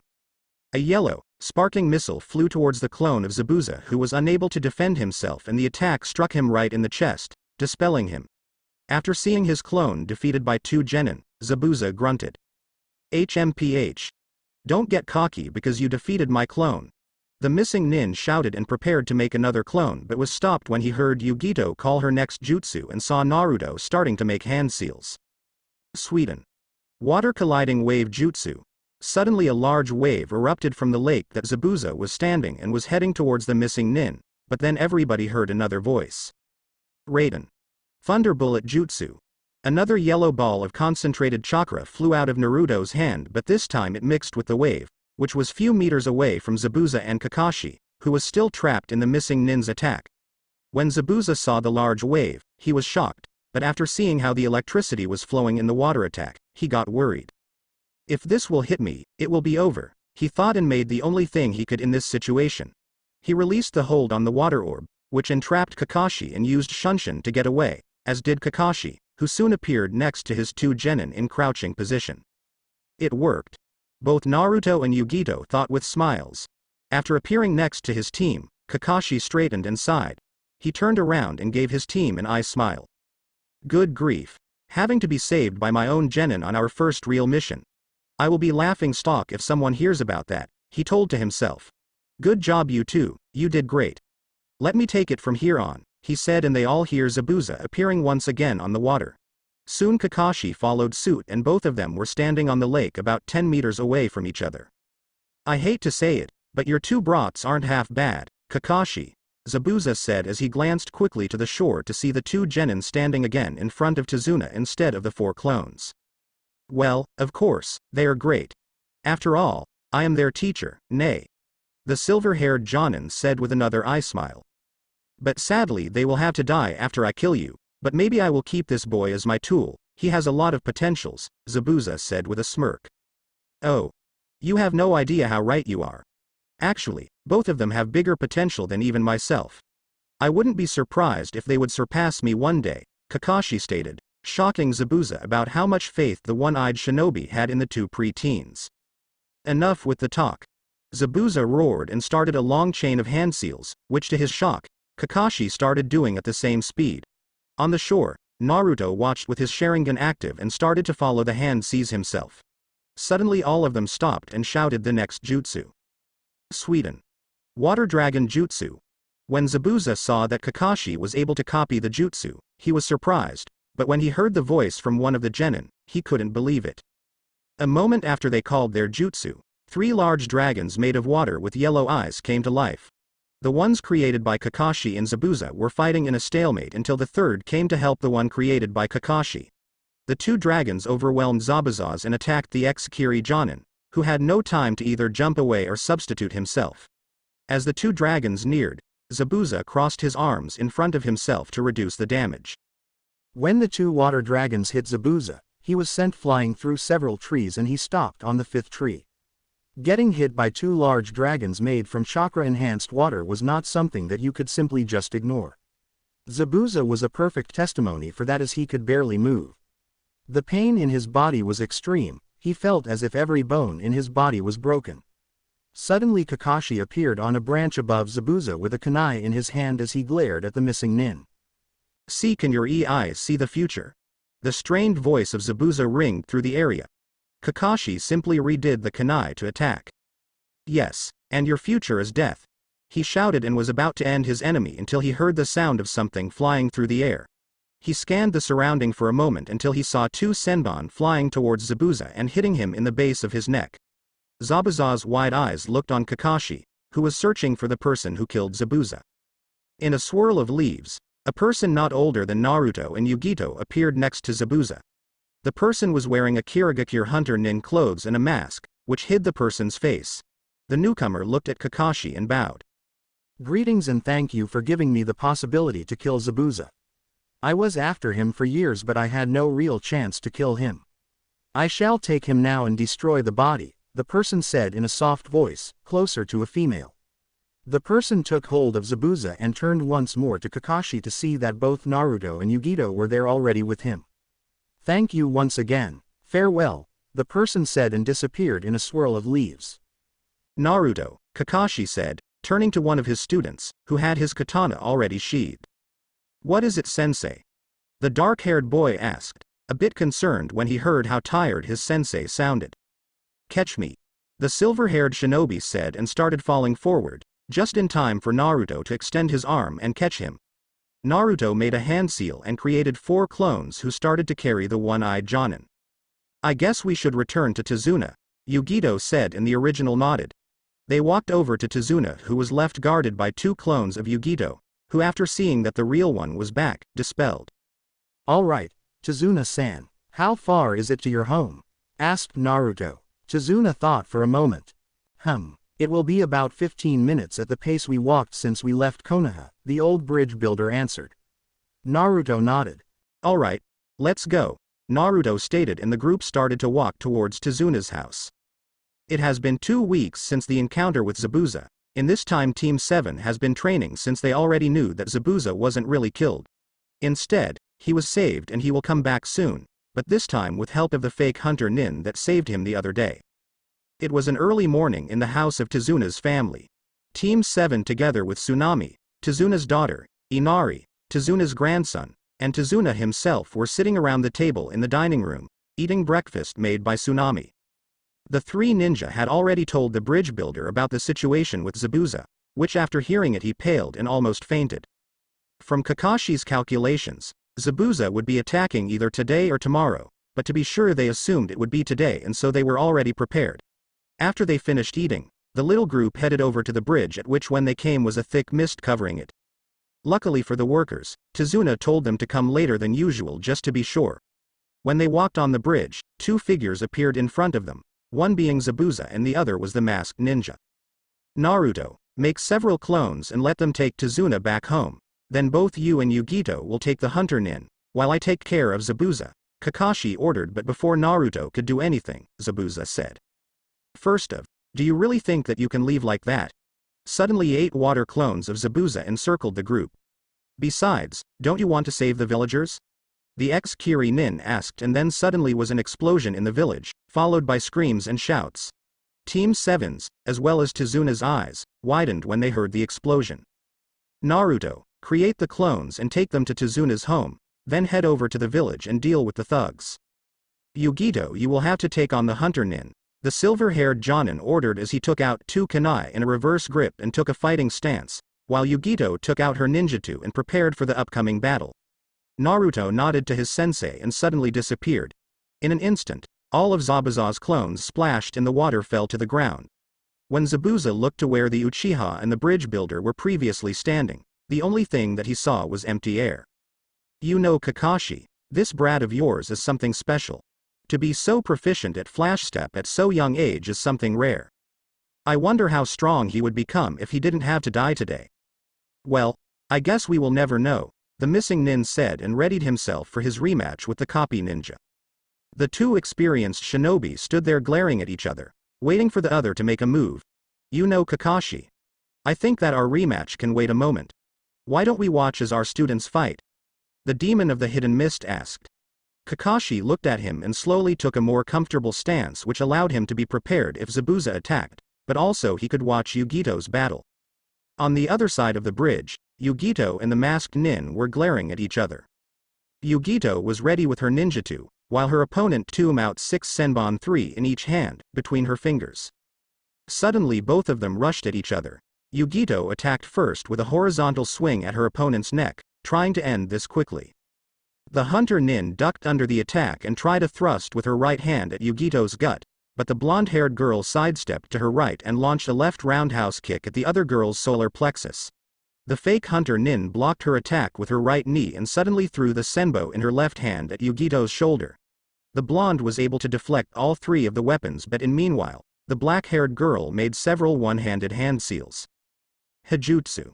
1,000 Needles of Death. The hunter nin then stomped her feet on the ground and the moisture from the bridge created a large number of needles made of water which were flying around the duo. Suddenly all of the needles flew down on the 2 girls. Haku used flash step to get out of the harm's way, while Yugito pushed a large amount of chakra into her feet which made her fly high into the sky, not even one needle scratching her. While she was in the air, she made several hand seals and said, Kaden. Great Fireball Jutsu. The great orb of fire made her way towards the hunter nin, who jumped back just in time to avoid getting burned alive. When Yugito landed on the bridge, she and the hunter nin glared at each other and prepared for another round. A moment later, the 2 of them rushed forward, again meeting in the middle of their way. The 2 girls then started a kenjutsu fight with Yugito using her ninjutsu and Haku using the senbon, the way she used it previously. With Naruto, after creating 5 shadow clones and made them protect Tizuna, the original Naruto rushed towards the village just in time to see a large number of thugs run out of the forest towards the village, while there were already a few inside the village. Naruto crossed his fingers and poured a large amount of chakra. He created over 50 shadow clones and ordered them to take care inside the village. Then he used flash step just in time to appear 20 meters in front of the village and 10 meters in front of the about 70 thugs. The thugs hired by Gato were a bit surprised by the arrival but soon started to laugh. Haha. A hero came to stop us from destroying the village, one of them exclaimed between laughs. Boy, better run away or you will just join the fate of the village, another shouted with a sinister grin. I will not let you pass here. Either you will turn around or all of you will die, Naruto stated in a calm voice as he activated his Sharingan again. It wasn't necessary to use his dojutsu against some thugs, but he had to make it as fast as he could and without any injury if it can be helped. As he hears the gang laugh even harder and shout something about being foolish and dying, Naruto started to slowly unsheath his katana with his left thumb, which rested the whole time against the blade. "Very well. Your fate has been sealed," the black-haired boy stated. "Enough. Kill this brat and then proceed with our plans." One of them shouted and the rest shouted in approval. Suddenly two of the group rushed at Naruto, who stood there calmly. When the two were close enough, they lifted their blades above their heads, leaving an opening at their torso.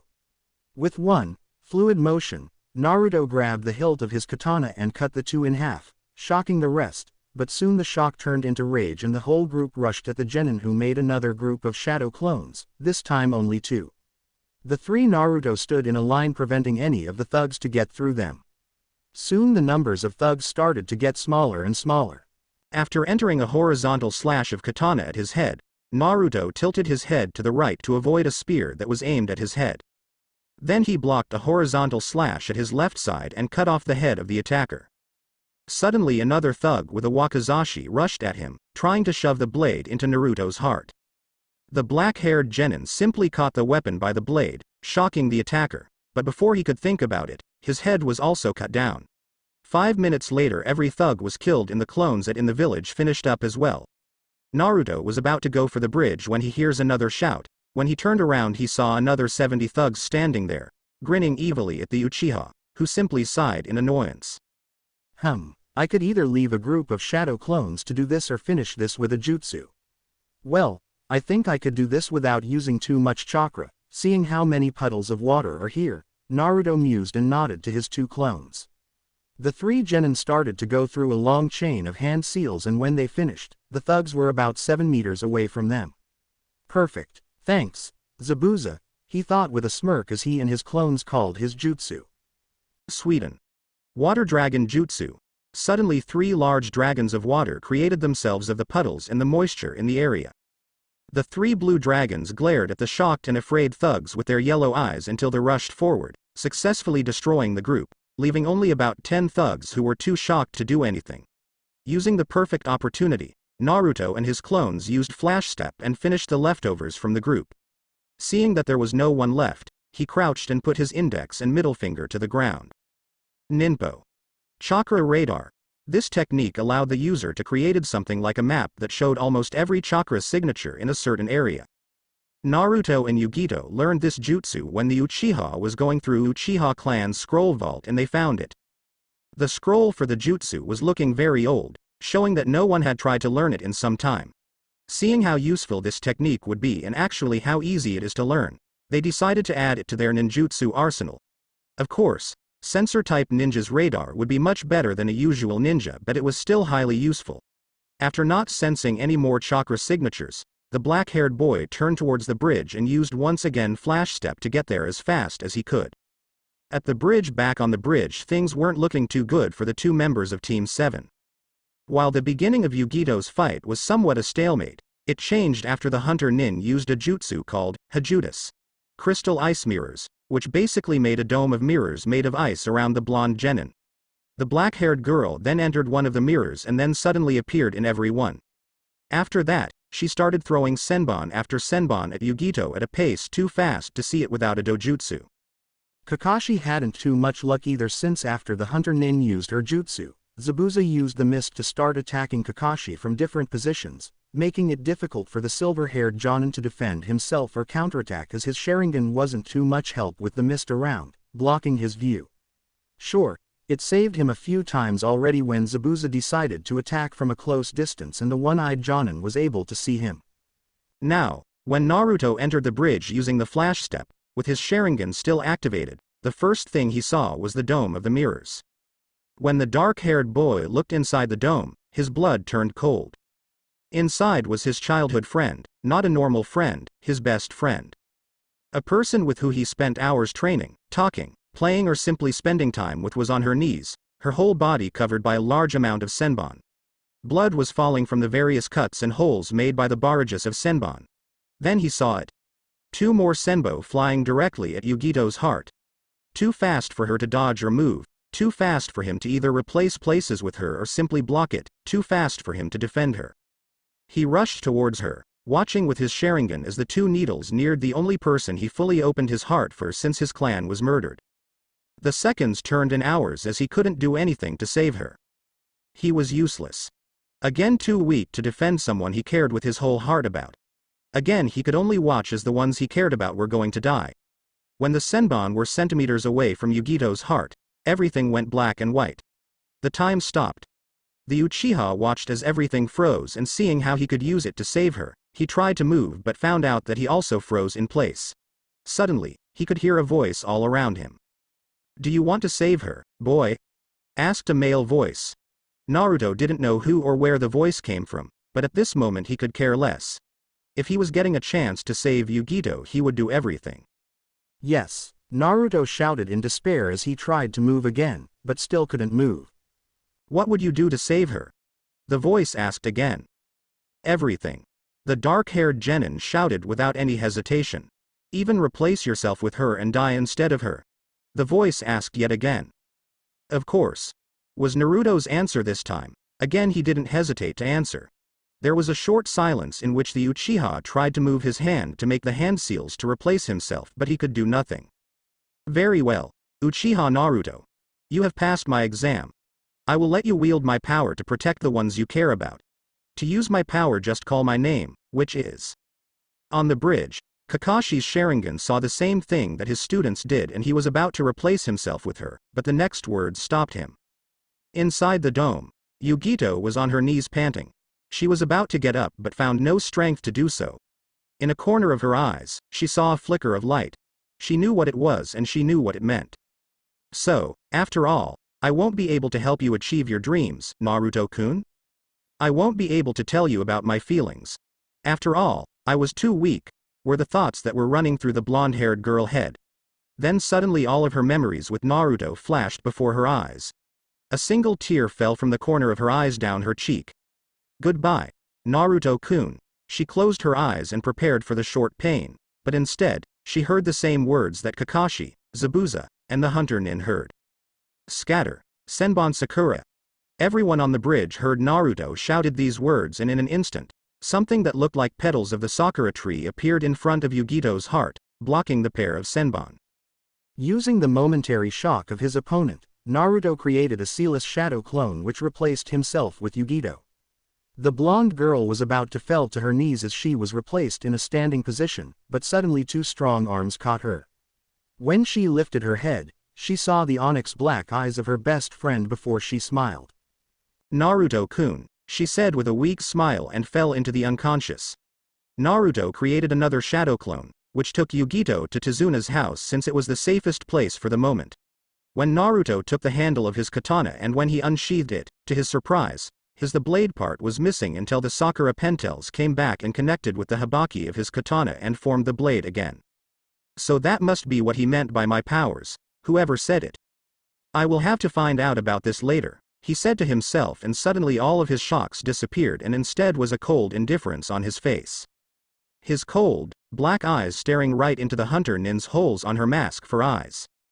The black-haired girl had to stop using her jutsu since her chakra was almost not existent. She looked at him and prepared for a battle, but before the two could fight, there were groans of pains coming from the side at which was Zabuza and Kakashi. The next thing they heard was something like a bird chirping. A moment later the mist started to lift and the two of them witnessed the image of Zabuza being pinned down by a pack of dogs and Kakashi standing in front of him with his right hand surrounded by something that looked like a blade of lighting. "Zabuza. This is the end," Kakashi roared and started to run towards the missing Nin. At this moment Naruto heard the voice of someone that wasn't here previously. The newcomer was laughing maniacally, and when the dark-haired boy moved his eyes to the unfinished side of the bridge, his eyes narrowed when he saw Gado, but before he could attack the man his eyes shifted back to Kakashi, and to his shock, the hunter Nin was running towards Zabuza to be used as a human shield. Naruto could see that she was about very low on chakra and she was moving with many difficulties. Suddenly it all clicked. "This little piece of shit," he thought, and used his fastest flash step to appear next to Kakashi and grab his wrist with both of his hands, shocking, but also stopping the Jonin. Kakashi looked at Naruto with wide eyes. "What are you doing, Naruto?" he shouted, but Naruto pointed on the unfinished side of the bridge. A moment later the realization hit Kakashi and he cancelled his jutsu and turned to Zabuza, but before he could say something, Gado started. The demon of the hidden mist my ass. You two have failed twice, so I think that I don't need you. As you can see, I have hired all of this gentlemen to do the work. You failed twice for only half the price I would pay both you and your whore. Gato shouted, and the army of thugs, which were about 300, started to laugh. All right, shut up, he ordered, and there was a silence. Gato. We had an agreement. Zabuza roared, furious that he won't get paid after all he had done for this mission. As I can see, you have failed. That means our agreement came to an end. Gato stated with a cocky smirk, which only infuriated the missing nin even more. Well, Zabuza, looks like we are not enemy anymore, Kakashi said with an eye smile as he covered his Sharingan. HMPH, it seems so, Zabuza confirmed, in the copy ninja released the dogs. Alright, I will take the. Before he could say anything more, he fell down to his knees. Haha. So pathetic. Everyone listen. Anyone who will bring me this bitch with the mask will get a free night with her. The businessman shouted, making all of the thugs grin and check the girl out. At this moment something snapped in Naruto. Alright, she might have been an enemy a moment ago and she tried to kill Yugito, but even so, he wouldn't let just rape them someone if he could stop it. Kakashi-sensei, you are low on chakra, you should stand back. Zabuza-san, you are very injured, you should stand back as well. The hunter nin looks were tired after using her jutsu as well. All of you, just stand back, I will take care of them, Naruto stated as he sheathed his katana. Who do you think you are, brat? Zabuza shouted, angry that some punny genin would tell him what to do. Naruto sighed and looked at Zabuza over his shoulder. The one that will save you from rushing in with a kunai in your mouth and dying after that, Naruto said, and started to make a chain of hand seals, not even waiting for the thugs to attack. He had enough of them for one day. Kaden. Great fireball jutsu. He exhaled the orb towards the thugs who were still checking the hunter nin out and with that were not prepared to get burned. When they saw that their comrades died, they shouted and rushed towards the groups. Without stopping, Naruto started to go through another set of hand seals. Raiden. Thunder Bullet Jutsu. The Uchiha pushed more than normal chakra into the jutsu, making it bigger, and with that, he caught more of the thugs in it. As some of the thugs were being electrified to death, he started going through another set of signs. Kaden. Dargon Fire Jutsu. As a dragon flew out of his mouth, Gato looked horrified how a child was able to take so many of his man without moving from a place. He started to slowly walk away to the rope he had left, which led to his boat. Naruto was able to catch the glimpse of Gato and smirked. Gato. You are not going anywhere. The Uchiha shouted and pointed his right, index finger at the businessman. Please, let it work, he thought, and started to collect Raiden chakra in his finger. A moment later his smirk got wielder as he said his next jutsu. Raiden. Pale lighting. As the lighting started to fly through the crowd of thugs, Gato looked at it with obvious fear in his eyes. Not a second later, his heart got pierced by the pale blue-colored lighting, which made a hole of the size of a fist in his chest. Without any other word, he fell to the ground, dead. Alright. Let's see if I will be able to use it again, Naruto said to himself as he unsheathed his katana and placed it parallel to his torso, making it look like the blade was splitting his face into two halves. Scatter. Senbon Sakura. Once again the blade dissolved into what seemed to look like sakura petals. With a move of his left wrist forward, the pink pentals flew forward, cutting through the thugs like a hot knife through butter. The two Jonin looked at Naruto with wide eyes, filled with awe, respect, pride, and Zabuza even somewhat with fear, imagining himself and Haku being on the place of the thugs. 4 minutes later and some moves of the wrist, there was none of the thugs alive. Alright, that's it I guess, Naruto said as he sheathed his katana. So, Zabuza, what are you going to do now? You both look like you could use some medical attention, besides we have still a free room back at Tazuna's house. I am sure he won't be you two staying with us, Kakashi said with an eye smile. Zabuza thought about it for a moment and then looked over to the now sleeping Haku. Fine, we will come along, the missing nin said. With this the four of them, well 3 of them walked, 1 was carried, went towards Tazuna's house. Kakashi was going to tell Tazuna exactly what happened on the bridge so he won't have to worry about either Zabuza or Gato anymore. After they came back to Tazuna's home, Naruto instantly went to check on Yugito just to see that Tsunami had finished bandaging all of her wounds, basically all of her body. Zabuza, who was carrying the sleeping Haku, went to their room assigned by Tazuna to rest after the recent events. Meanwhile, Kakashi was telling Tazuna about what happened on the bridge. The silver-haired Jonin told him about the battle and about how Naruto killed Gado. After hearing this news, the old bridge builder ran out of his home to inform the rest of the village. After making sure that his teammate was alright, Naruto also went to sleep. Since he saved Yugito back on the bridge, he was very tired, probably because of him obtaining the new powers of his katana. When he entered his room and laid down on his futon, he fell asleep faster than the usual. When he opened his eyes, he found himself in a new surrounding. He was laying in the middle of a clearing, surrounded by tens of sakura tree. Suddenly a mass of sakura petals flew in a group towards the clearing. Seeing that, Naruto took a defensive taijutsu stance, ready to defend himself or jump away. As the petals touched the ground, they started to take the form of a tall, light-skinned man with blue eyes and long, dark brown hair, which frames his face with two chest-length bangs and is tied up in the back with a white ribbon in a long ponytail which reaches his lower back. His face is covered by an ornate mask featuring golden teeth, black lips and fangs, a golden protrusion on either side and a golden headpiece shaped like 3 cherry blossoms. He wears a long, light purple kimono with white stripes running down the center and sleeves, which is tied at his waist with a long piece of white fabric that hangs down in 2 long loops in the front. He wears a red-gold pauldron on each shoulder, which is connected by a golden band with strips of red fabric hanging from it and 2 interweaved strips of red fabric above it. He wears red, elbow-length gauntlets and red greaves. "Who are you? And where are we?" Naruto asked, not taking his eyes off the new man. The newcomer, on the other hand, was standing there relaxed. "My name is Senbon Sakura and we are in your mine. Well, at least the part that I am in. The other part is where the fox lives," the now identified Senbon Sakura said, shocking Naruto, who after hearing the name relaxed his stance, but was still ready to defend himself if necessary. "So you are the one that gave my katana these new powers?" the dark-haired boy asked. The brown-haired man shook his head. "No, I didn't give your katana new powers. I allowed you to use my powers," he said, confusing Naruto. "What do you mean?" he asked, making Senbon Sakura sigh. "I didn't give your katana new powers, because I allowed you use my powers, since I am your katana, or more precisely the spirit living in your blade," the armored man answered, making Naruto's eyes go wide. "Does that mean that every weapon has a spirit?" the Uchiha asked, but the older man shook his head. "No, I am the only weapon with a spirit sealed inside of it. At least there is no other that I know about," he stated. "How come?" the genin of Konoha asked. "Long story short, I was forged very, very long ago by the greatest blacksmith in the history. After I was forged, the blacksmith went to a local mage, who made a long ritual and gave the sword powers which were never seen before."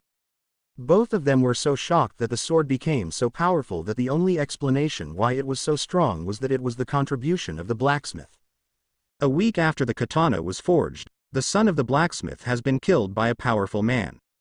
After hearing the news that his son died, the blacksmith was so furious that he traveled over the elemental continent to meet a witch who supposedly was able to bring death back to life. As you may know, a normal person would like to bring the dead back to life, but the blacksmith did not.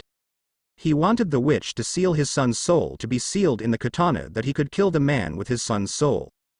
During the ritual, the witch made a mistake and thus she did not seal the son in the blade but another spirit, me. After hearing that news, the blacksmith was furious and tried to kill the witch because he wanted to kill the man with this blade, because without the power that the katana granted, he would not succeed. A moment before the witch died, she cast a powerful spell on the sword, connecting the sword with the man in the way that should the man kill someone, he will die as well. After the blacksmith came back, he got his revenge. He died the next day, leaving the katana alone. Soon, lots of people came and tried to get the sword for them, but none of them were able to use the powers, because since I was sealed inside the katana, I obtained the powers of the sword, making it possible for me to stop everybody from using the powers. After so many failed to use my powers, they sold it to others, and so I was traveling through the land, without a master. Many years later, a certain black-haired man, named Uchiha Byakuya. "Wait. Do you mean my Hyoja-san?" Naruto asked, cutting in. "Indeed, your great-grandfather, Uchiha Byakuya, bought me one day and used as his katana. After some time, when he needed my help the most, I tested him the same I did with you, and after he passed my little exam, I let him use my powers. When he left the shinobi way of life, he gave me to your grandfather, Uchiha Kagami, who used me on a few occasions, but beside that he wasn't too much of a swordsman. So after his son, your father, started his shinobi career, he did the same as his father did, he gave me as a gift to your father. It took some time for me to let him use my powers, but ultimately he was the third person to ever use the powers. Now, you are the fourth, Senbo Sakura stated. Not that I am not happy about the story or something, but couldn't you simply say that you were forged by the blacksmith and got your powers by the mage and then sold? Naruto asked, a bit confused why it took the sword spirit so long to tell the story. No, if I would not be sealed by the witch in this katana, then everyone that took me into his hands could use my powers. Besides, I also wanted to tell you why your father had been famous for me. Sasuke of the Thousand Blades. Yeah, that sounded badass, the spirit said, once again confusing his new master. Why Thousand Blades? The young Uchiha asked, not understanding what he meant. Ah, yes. I haven't told you yet about the powers that I can give my wielder. Well, there are two stages of my power. The first one is called Shikai, which you activate by the command, Scatter, Senbon Sakura. When you use the Shikai, the blade of the katana dissolves into thousand tiny, but sharp blades, which reflect light in such a way that they resemble the cherry blossom petals. You can control them by moving the handle of the katana in the direction you want them to go. There is also the second stage, which is called Bankai, which will activate when you drop your katana blade first into the ground and say, Bankai, Senbon Sakura Kagayoshi. The Bankai is a bigger version of Yushikai, but where in Shikai you have thousands of the blades to control, in your Bankai you have about million of them, which allows you to use them on offense and defense. But before you try dropping it on the ground, you must know that before you will be able to use Bankai, you will have to spend many hours learning and mastering in the Shikai, and even so it is not guaranteed that you will be able to use it, not even your father was able to do it, Senbon Sakura explained. Was Maihi Oji-san able to use the Bankai? Naruto asked, curious to know if anyone of his family was able to use such a strong technique. Yes, he was. It took him very long, but he was able to use the Bankai. Well, I think that we have talked enough for tonight. It's time to wake up, the masked man said, confusing Naruto once again. But we have talked for about 7 minutes tops, the Uchiha said. Indeed we have, but time here is much faster than outside. Now wake up. Suddenly Naruto woke up in his room, back at Tezuna's house. It was early in the morning, but he could tell that everybody was already down, since Kakashi was not in his futon anymore and he could hear voices down in the kitchen. As he stood up, he looked at his katana and laid it on his lap. Was it all a dream? He wondered. No, I can assure you that everything really happened, the voice of Senbon Sakura said in Naruto's head, shocking the dark-haired boy. Wait. You can hear my thoughts and you can talk to me in my head? The young Uchiha asked after several seconds of pause. Indeed I can, and only you can hear me. Besides, you won't hear me if we are not in direct contact, like now, the sword spirit explained. Alright. I guess I will be going to get something to eat and see how everybody is doing, Naruto said to his new partner as he placed the katana on his bed and started to dress up. A few moments later, he was in his usual attire and he walked down to the dining room, just in time to see that everyone, including Zabuza and Haku, was sitting around the table, eating breakfast. Good morning, everyone, Naruto said with a smile as he walked over to the table and took a place next to Yugito. How are you feeling, Yugito-chan? He asked. Well, I might not have as good healing abilities as you, but you know that they are high above average, so you don't have to worry. I am ready for another round if needed, the blonde-haired girl answered, making Naruto smile once again. And how about you, Haku-san? The Uchiha asked, shocking the black-haired girl. How friendly the boy was in contrast to yesterday. I am feeling well, Naruto-san, Haku said with a small blush, which she tried to hide, turning her face to right, shocking Zabuza that his apprentice had stuttered. Never, and I mean never ever have I hear Haku stutter. Maybe she has some kind of crush on the brat. Well, you surely made a good choice, girl, the demon of the mist thought with a smirk under the bandages, which were covering his face as usual.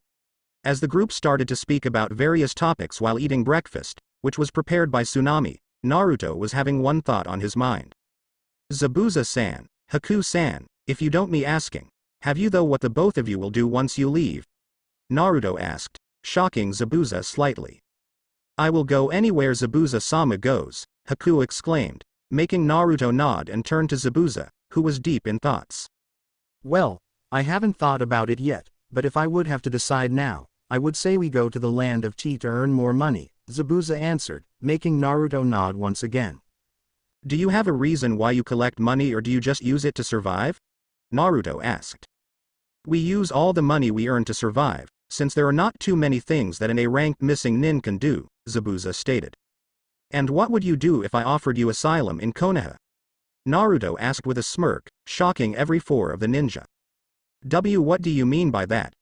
Zabuza asked, hoping that if the brat had a good idea that he and Haku wouldn't need to run away again. I am the last Uchiha in Konoha and the council is afraid that I will leave the village, leaving them without any Sharingan. That is the reason why the whole civilian council is on my side. Besides, as the Uchiha clan heir, I will be able to grant you protection under my clan's name, making you both the Uchiha clan's members so that you won't have to worry about anything since no one will be able to do anything to you both. Besides, I am on very good terms with Hokage-sama and I could even make you both our village shinobi, with Haku joining our team and if everything will go good, you becoming an assistant Jonin-sensei for us. What do you say? Naruto asked the shell-shocked Zabuza who couldn't believe that a genin could have so much political power in the village. The ex-Kiri ninja looked at Kakashi, who nodded in confirmation, showing that Naruto was not kidding. What do you say, Haku? Do you want to join them and finally have a place to call home? Zabuza asked. After a moment Haku nodded with a big smile on her face. Well, brat. It seems that we are coming with you, he said. For the next week, Tazuna and the rest of the village have been finishing the bridge and the moment has finally come. Today they finished the bridge. Team 7 together with Zabuza and Haku were standing on the bridge, saying goodbyes and such things. Nay, Tazuna-san. What will you call the bridge? It needs a name after all, Kakashi asked, as he read his orange book. Tazuna thought about this for a moment until he snapped his fingers, silencing everybody, who wanted to hear the name of the newly built bridge. We will call it, the Great Naruto Bridge, to honor the boy that saved our village from hundreds of Gado's thugs and killed the man himself. The old bridge builder shouted and soon everyone followed. Alright, I think it's time for us to go. Hokage-sama has waited for us long enough. Later, Kakashi said and the rest of the group soon followed him. It took Team 7 together with Zabuza and Haku about 11 hours to get back to Konoha. Once upon they returned, they were led by a squad of Anbu to the Hokage's office to explain why an A-ranked missing nin was with them and was under the protection of the Uchiha clan. After they arrived in the Hokage office, Kakashi gave a report of the mission, during which, Hiruzen almost had a heart attack when he heard that Naruto unlocked the powers of the Senbon Sakura. So, you want to tell me, that you have fought against Zabuza-san, then after winning you trained and then fought Zabuza-san and Haku-san and during the battle Naruto-kun has unlocked the power of his katana. After the battle, Gado has betrayed you too and Naruto wanted you to join us? Hiruzen asked, making all 5 of them nod their heads. Then what about it, Hokage-sama? Can the 2 of them join Konoha? Naruto asked. I will have to notify the council and see if they agree, the old man said, making Naruto smirk. A smirk that Hiruzen knew too well. From what I can remember since they are under the protection of my clan, I am allowed to come to the meeting as well, right? Indeed, you are right, Naruto-kun. Turtle. Suddenly an Anbu operative with a turtle mask appeared in front of Sarutobi while kneeling. Yes, sir? The Anbu asked. Inform the council about a meeting in 15 minutes, the Sandaime ordered, which was followed by an, hi. From the Anbu. Yugito-chan, Kakashi, I am sorry but you two can't go with us. Kakashi, I expect a written, detailed report for tomorrow morning, so you can go and start it now. Naruto-kun, Haku-chan, Zabuza-san, let's go, Sandaime said as he stood up from his desk with a pipe in his mouth. See ya tomorrow, Yugito-chan, Naruto said as he and the other 3 left the office and started walking towards the council chamber. As they entered the chamber, Naruto, Zabuza, and Haku took places that were between the Shinobi Council and Civilian Council and in front of the place that Hokage took. As the minutes went, more and more councilmen entered the room and soon the chamber was filled. Good day, ladies and gentlemen. You all probably wonder why I have gathered you all on this fine day. The reason is that on his last mission, Uchiha Naruto has saved Momochi Zabuza and his apprentice, Yuki Haku and invited them to join our village. As you may know, if it would be anyone else, I would have declined it outright, but since Zabuza-san has been a missing nin for years and Haku was never an official ninja, I decided to ask you all what do you have to say in this matter. Before we start the veto, let's hear what Naruto-san has to say, Hiruzen stated. Soon, Naruto was standing in the middle of the chamber and was looking at the Hokage and his two advisors who were sitting next to him. Honorable Council, I will be quick with this since I guess no one wants to sit here. Some would like to take a nap, right, Shikaku-san? Naruto asked, making the head of the Nara clan, who was sleeping, wake up and listen to what the boy had to say. The reasons why I have decided to ask the two of them to join Konoha is pretty easy. We all know that Zabuza-san was one of the 7 swordsmen of the mist, making his one of the best kenjutsu users in the world. Zabuza would be perfect to teach the new upcoming generation of kenjutsu users, which would lead to making Konoha shinobi more versatile. Haku-san, on the other hand, is one of the last Hyutin users in the elemental nations. She could one day restore her clan here in Konoha, which leads us to Konoha gaining another powerful bloodline limit. Besides that, Haku-san would be a perfect match for my and Yugito-san's genin team. She would take the role of the long fighter, with Yugito being mid-fighter and me close fighter. I and Yugito-san would also benefit from gaining experience from Zabuza-san, so it would be perfect to place him on my team as well. Both he and Kakashi-san would make a perfect duo which would make them in a way our bodyguards that nothing can happen to us on a mission. That's all I wanted to say, thank you, Naruto said and went to sit back on his place. Well then, let's vote. Who is for Zabuza-san and Haku-san to join Konoha as our shinobi? Hiruzen asked. The whole civilian side of the council raised their hands, as did both of the advisors. A few moments later, Choza, Inoichi, and Shikakao raised their hands. It didn't take too long for the rest of the shinobi side of the council to do the same. Very well, from today on, Yumamochi Zabuza and Yuki Haku are shinobi of Konohagakure, Hiruzen said, making both of them and Naruto stand up and bow. Then, the meeting is. The sandame was cut by Hyuga Hiyashi. Hokage-sama, if I may, Hiyashi asked, making the old man nodded. I was wondering where the two of them will be staying. If they wish they can stay at the HYU. The Hyuga clan head was cut by Naruto, who was smirking. Don't worry, Hyuga. Both of them are under the protection of the great Uchiha clan, Naruto said, making Hiyashi seethe since he has lost a powerful shinobi and a powerful bloodline. He wanted the two to join his clan and arrange a marriage between the girl and some of the main branch Hyuga so the Hyutin stays with the Hyuga, giving the clan more power. Well, I think it is time for us to go. Let's go Zabuza-san, Haku-san, the young Uchiha said and left the chamber, with the two following behind him. For the next week, Naruto has been showing Haku and Zabuza around, have helped them move into the Uchiha compound and meet some people. Besides that, Haku, Naruto and Yugito have been doing some teamwork exercises to perfect and synchronize their skills to be ready for any kind of situation. Haku has been also teaching the two of them how to do one-handed seals since it was very helpful in the middle of battle. On the last 2 days, the three of them started mastering their natural affinity, with Raiden being Naruto's, Suiden being Yugito's and Suiden and Futon being Haku's, but the ice user decided that she will master the Suiden first.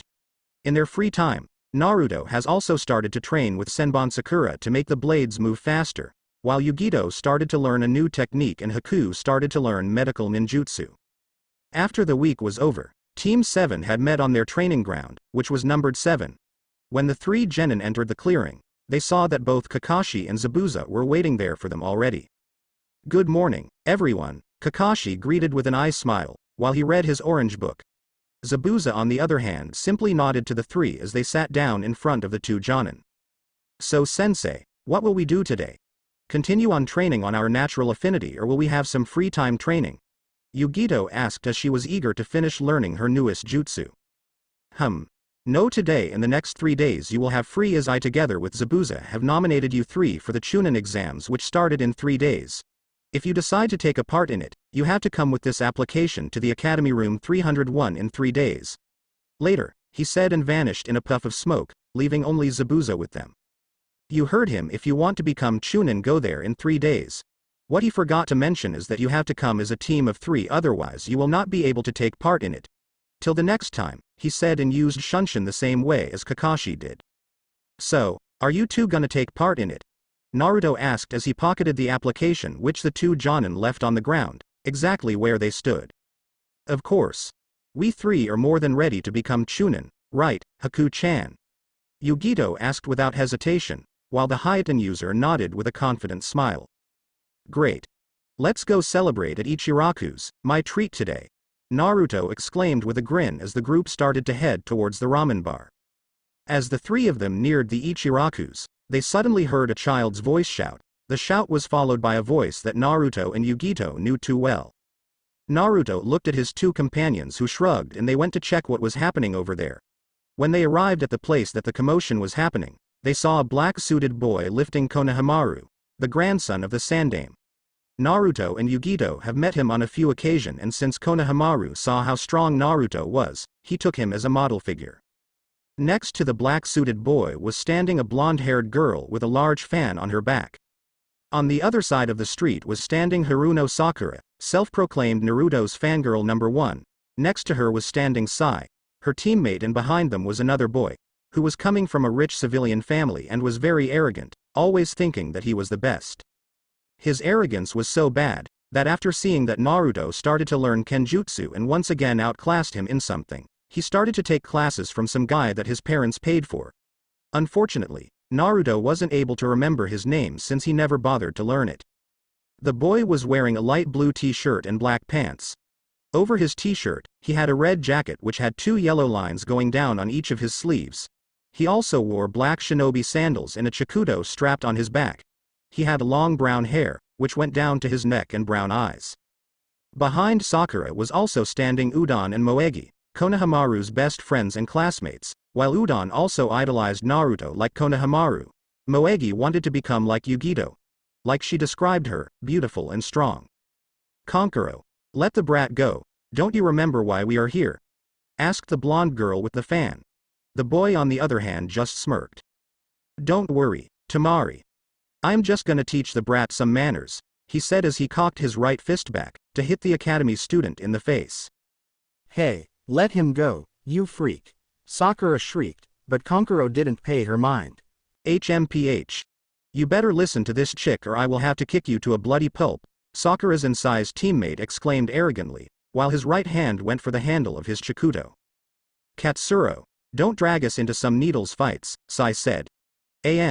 Sai never joined Root here, but it was already too late as his brown-haired teammate unsheathed his chikudo and leapt forward. He made a horizontal slash, which would cut Konohamaru and Kankuro in half. Seeing that his young friend was in danger, Naruto leapt forward. Moegi and Udon, who were still standing behind Sakura, were horrified when they saw what the arrogant genin wanted to do. Not wanting to witness their friend's death, they closed their eyes, but there was no scream of pain or sound of a blade cutting through flesh. Instead, there was a clang, indicating that metal met metal. When they opened their eyes, they saw the white Haori with the Uchiha fan on the back and those long black sleeves. Next to Kankuro was standing Naruto, with his katana unsheathed and blocking Katsuro's chikudo. All of the shinobi presents were shocked as they have never seen him appear in this position. Katsuro-san, I suggest that you never again try to harm the grandson of the third Hokage or any foreign shinobi, because such incident might cost us a war, Naruto said in a calm, but cold voice, full of authority. Tamari, who was standing a bit back, blushed after checking Naruto out. And to think that I thought that the brown-haired boy was handsome, she thought. Suddenly Naruto managed to throw the chikudo out of Katsuro's hand after a fluid motion. He then turned to Kankuro, which shivered after seeing the cold, onyx-black eyes. I suggest to you that you leave the grandson of the third Hokage in peace, otherwise I will have to intervene to protect a citizen of Konoha. The young Uchiha warned in the same cold voice, which reminded Kankuro of his younger brother, Gaara. Suddenly another voice ringed from a tree that was standing near them all. Kankuro, let the kid go, you are embarrassed to our village, said another cold voice, which was followed by a wave of killing intent. In an instant, Kankuro let go of Konohamaru, who ran back behind Sakura to join their friends. BB but Gaara, they. Kankuro stuttered out but was cut by a boy that was standing on a branch of the tree. Shut up or I will kill you, said the now identified Gaara, who used a seal-less shunshin and disappeared in a swirl of sand and appeared next to Naruto, who at the time had already sheathed his katana. I am sorry for the problem that my teammate caused, he said in an emotionless voice. That's quite alright, Gaara-san. No harm was done, the last loyal Uchiha said, making Gaara nod. Kankuro, Tamari, let's go, Gaara said, turning around and starting walk away until a voice called them all. Hey. What's your name? Asked Katsuro, who by now was standing next to Sai. Looking over his shoulder, Gaara answered. Sabaku no Gaara. What's yours? Asked the red-haired boy, making Katsuro smirk. Horyu ka. He was cut off by Gaara. Not your, I mean him, he said, pointing at Naruto, making Katsuro seethe in anger. Uchiha Naruto. Naruto said, making Gaara nod and continue to walk away. Seeing how there was nothing for him to do, Naruto walked over to the three kids and ruffled their heads. I have 3 days off now, if you want we can get some training done. Naruto asked with a smile. The Uchiha would often train with them, which was basically playing tag, hide and seek, or sometimes even spar with them. All 3 of them smiled brightly at this and started to nod vigorously. Yes, boss. We will come tomorrow after the academy, Konohamaru said, making the Uchiha nod and walk away. See ya tomorrow, guys, he said and walked to meet with his 2 teammates who were already eating their ordered ramen. Sabaku no Gaara.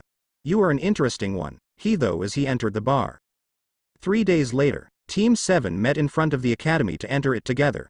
When they were ready, they entered the building and went towards the room 301 that their sensei told them to go. As they got on the 2nd floor, they were greeted with a sign of a boy going thrown away and land next to a girl with buns and a Hyuga boy. Are you alright, Lee? Asked the bun-haired girl. The green-clad boy nodded and stood up. He then turned to look at the 2 boys who were standing in front of the door of class 301. Both of them were smirking on the onlookers who were worried because they could not get inside the room. Please, let us in. I must become a chunin, pleaded Lee, but the 2 boys in front of the door were simply chuckling and shaking their heads. With such level of skill, you better go home. We are simply saving your lives, said the one on right, and the other nodded. People die in the exams. Only the strong one can enter I and hope to survive and get promoted, stated the other one. Suddenly everyone heard another voice. Yugito-chan, Haku-chan, let's go. We wasted enough time here, Naruto said, making his 2 female teammate nod. The boy who was standing on the right smirked, making his friend a bit concerned since he had known who the boy was. Hey, you. Are you so scared that you are going home already? Asked the boy. Oi, Kotetsu. The boy on the left warned, but Kotetsu didn't pay him mind. Naruto looked at Kotetsu and raised an eyebrow. Scared? No, disappointed with the level of the genjutsu you used? Yes, the last loyal Uchiha answered and turned to leave as he heard everybody murmur about the genjutsu. Everyone was about to leave, but then they heard Kotetsu again. You are good, but only detecting the genjutsu isn't enough, he shouted as he sprinted towards Naruto, who stood there calmly. Kotetsu launched a roundhouse kick to Naruto's head, but suddenly Naruto vanished before everyone's eyes. I think that is enough of games, for now, let's go. Everybody turned to look at the stairs to see Naruto standing there, giving Kotetsu an indifferent look, as he turned around and started going further, Yugito and Haku soon following him. Kotetsu. Do you even know who he is? Asked Kotetsu's friend. No, who is this kid, Azumo? Kotetsu asked, turning to his friend who only sighed and shook his head. Everyone present looked at Azumo, wanting to know who was that boy. Some boy who was arrogant enough wanted to know who they wanted to fight, and some girls wanting to know who this handsome and strong teenager was. He is Uchiha Naruto, the sole survivor of the Uchiha clan. Haven't you noticed the Uchiha clan symbol on his haori? Azumo answered, making Kotetsu's and everyone's else eyes widen. So that's as the almighty Uchiha, thought several genin who were from different villages. If he really is Uchiha Naruto, then he will be the perfect person to see if I got any closer to beat Neji, Lee stated to himself. He is so cool, hot, handsome, some kunoichis squealed in their thoughts. The last loyal Uchiha. HMPH, he won't be able to defeat me. After all, destiny had chosen me to be the victor, though the Hyuga kid from Lee's team. Neji, Lee, let's go. The first exam begins in 15 minutes, the bun-haired girl said, making Neji nod. Tenten, Neji, you two go ahead, I have to do something. I will be right back. Lee answered, and before any of his teammates could say anything, he started to run the same way as Naruto and his team did. Tenten simply sighed and shook his head at her teammates' antics. He is going to challenge him, isn't he? She asked, making Neji sigh as well and nod, knowing very well how much Lee wants to prove himself to persons who are acknowledged with the title of genius. Naruto and his two female teammates were walking towards room 301. They suddenly hear someone yell towards them. As they looked back, they saw Lee running towards them and waving his hand. "Hey, you!" Lee shouted, pointing at Naruto, who looked at him over his shoulder. "Fight me! Here and now!" he demanded as he was standing next to them. The last Uchiha looked at Lee with a raised eyebrow and sighed. "No," he said, and started walking again. As he was about to leave the room, he hears Lee shout again. "Are you a coward?" The bowl-haired genin taunted with a smirk as he saw Naruto stop. The dark-haired genin looked at Lee over his shoulder. "Lee-san, if you want to fight me, then you will have to advance to the third round of the exams," Naruto said, confusing the Green Clan genin. "The third part of the exam is a tournament of one-on-one fights. If you will be able to get to the third part, I will fight you," the Uchiha said. Team 7 resumed them walk until they heard Lee rushing at them. When Lee was close enough, he launched a roundhouse kick at Naruto. The Uchiha caught the other genin shin, shocking the older by. "He is able to catch my kick without any problems and only with one hand," Lee thought, shocked how fast and strong the Uchiha is. "Lee-san, as I said, I do not wish to fight now. We have about 10 minutes before the first exams begin. You don't want to be disqualified before we get a chance to fight, right?" Naruto asked as he let go of Lee's shin.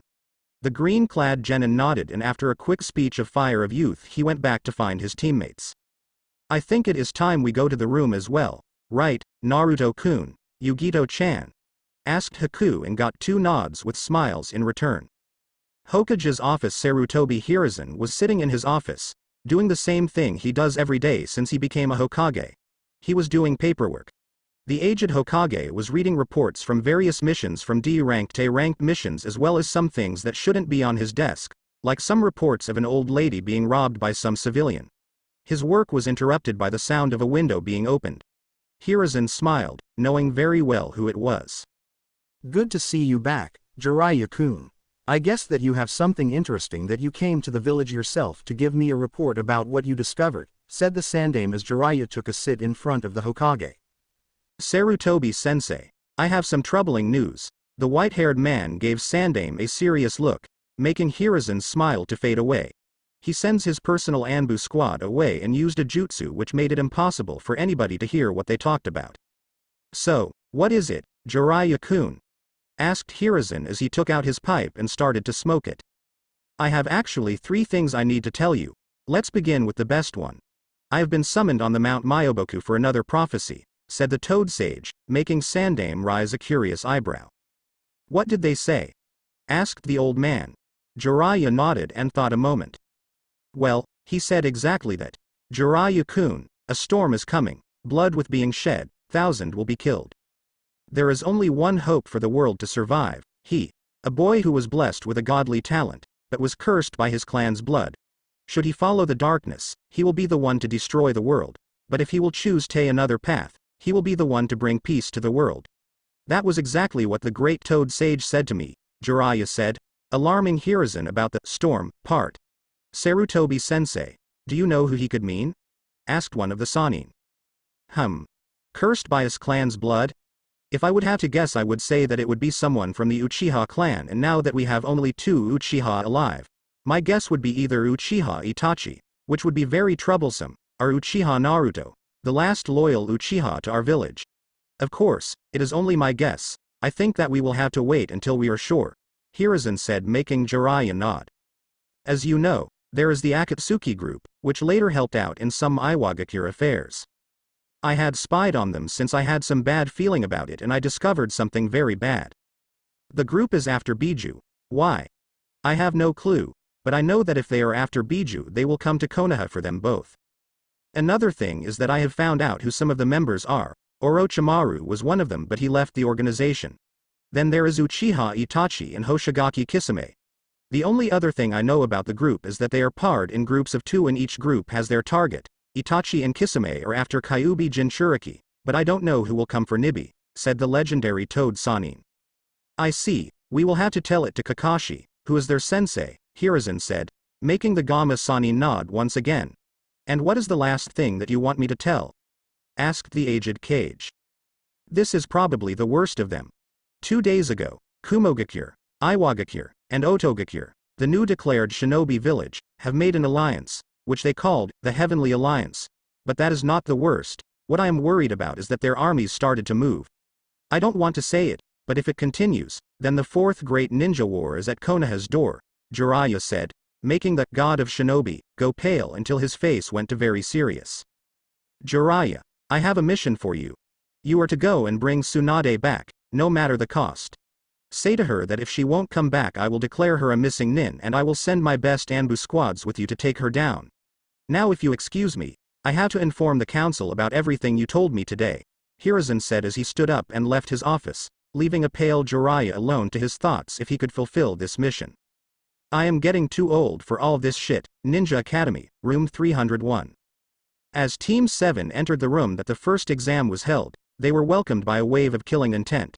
The only problem is that none of them 7 cared about it since they could make much stronger killing intent than the crowd together, so they weren't affected. As they walked over to the corner of the room, they heard 2 voices shouting to them, or actually, one shouting the other screeching. Naruto-kun. As Team 7 looked over to where they heard the voices, they saw Ino and Sakura running towards Naruto with hearts in their eyes, but before any of them could get close to Naruto, they suddenly stopped in mid-step. When everyone looked down, they saw a third shadow connecting with the 2 Kunoichi's shadows. Thanks, Shikamaru, Naruto said with a smirk, knowing who stopped his 2 biggest fangirls. Naruto and his 2 teammates followed the shadow and ended a few meters away, where Team 10, Team 8 and Team 3, the one that Sakura, Sai and Katsuro were. I haven't thought that I would see the laziest person to ever live taking part in the Chunin exams, said Yugito with a smirk. Troublesome blondes, the young Nara heir said with a sigh. Oi! Naruto, who is that chick? Asked Inuzuka Kiba, while his ninkin, Akamaru, barked in agreement. Oh, yeah. Everybody, that is Yuki Haku, Mai and Yugito-chan's new teammate. We have fought her on a mission and then she together with her sensei came with us to Konoha and are now under the protection of the Uchiha clan, Naruto said with a smile. A few moments after some short introductions, they heard someone say something to them. You all should quiet a bit down. Everyone is tense here and you wouldn't want to piss off some of them, said a boy with silver hair and glasses. All of the Konoha rookies looked at him with confusion. And who do you think you are? Katsuro asked arrogantly, not thinking too much of the newcomer. Oh, where are my manners? My name is Yukushi Kabuto and you can say I am your senpai in these exams, he said with a sheepish smile, while the ribbed back of his head. That means that you have taken these exams already? Asked Sakura, a bit curious how hard these exams really are. Yeah, that will be my 7th time. You see, these exams are held twice a year, that means that is my 4th year. These exams are really hard, said Kabuto. Kiba and Katsuro snorted in laughter. Man, you really must suck, said Kiba only to get elbowed by Shino. What was that for, Shino? Asked the Inuzuka. You should not have, Kabuto-san. Why? Because you will start taking the exams less serious and we will fail, said the bug user. Well, as I said, I have taken these exams a few times so I can help you guys out. During these exams I have not wasted my time. I have collected intel on all of the participants and written it all on these cards, the silver-haired genin said as he took out a deck of blank cards. So you have intelligence on every one of the participants? Their skills and their weak points? Sai asked, intrigued by how the older genin managed to get all of this information. Indeed, I have information on everyone here, including you. So is there anyone you want to get informed about? Asked the older boy, making everyone in the room to quieten down, to learn everything about their soon-to-be opponents. Give me everything you know about Sabaku no Gaara, Uchiha Naruto, and Yuki Haku, demanded Katsuro, getting a glare from Haku and a curious eyebrow from Naruto. The Uchiha was curious how precise the information is. Alright, so first we have Sabaku no Gaara. He is the same age as you, his father is the Kazekage and his 2 elder siblings are his teammates. There are not too many information about him, but I get confirmed information that he came back from a B-ranked mission without any scratch, said a paled Kabuto, shocking everyone of the genin. Interesting, Naruto said with an excited smirk cracking his mask of indifference. Many would think that Naruto wasn't liking to fight, but they would be wrong. He, as an Uchiha, had a drive for good battles, but that is exactly the catch. He liked good fights, against worthy opponents. Okay. Next we have Uchiha Naruto, he is the same age as you. He comes from the main branch of the famous Uchiha clan, with both his parents being highly listed ninjas. His father was an S-ranked ninja and his mother an A-ranked kunoichi. He is a member of Team 7 together with Yuki Haku and Ni Yugito. Wow, his stats are amazing. His stealth, intelligence, strength, genjutsu, taijutsu, ninjutsu, and shurikenjutsu are all rated 4/5. His speed, stamina, chakra reserves and are all 5/5. But the thing that is special is his kenjutsu. It is the first time I see someone so young with stats for kenjutsu which are 6/5. Kabuto said, making some genin from Kiri and Uzumaki clan to seethe in anger since their countries are known for their kenjutsu. Wait. There is something else. Naruto-san here is listed to be a B-ranked ninja in Kumogakir's bingo books for 5 years, he said, shocking everyone, even Naruto. A single thought going through the heads of every participant. He was 7 as he got into a bingo book? Sadly, I have no intel on Haku-san, since she is new in the village and there is no record of her being a member of another hidden village. The only thing that I was able to collect is that she has the ability to use Hyoden and is a member of the Yuki clan which comes from Kirigakure, informed Kabuto. Suddenly there was an explosion of smoke and when it cleared, a group of Konoha shinobi was standing there. Alright, you little maggots. Everybody shut up and listen carefully, shouted a man in a black coat. The end. I hope you enjoyed this episode. Remember to subscribe and like this video. See you in the next part.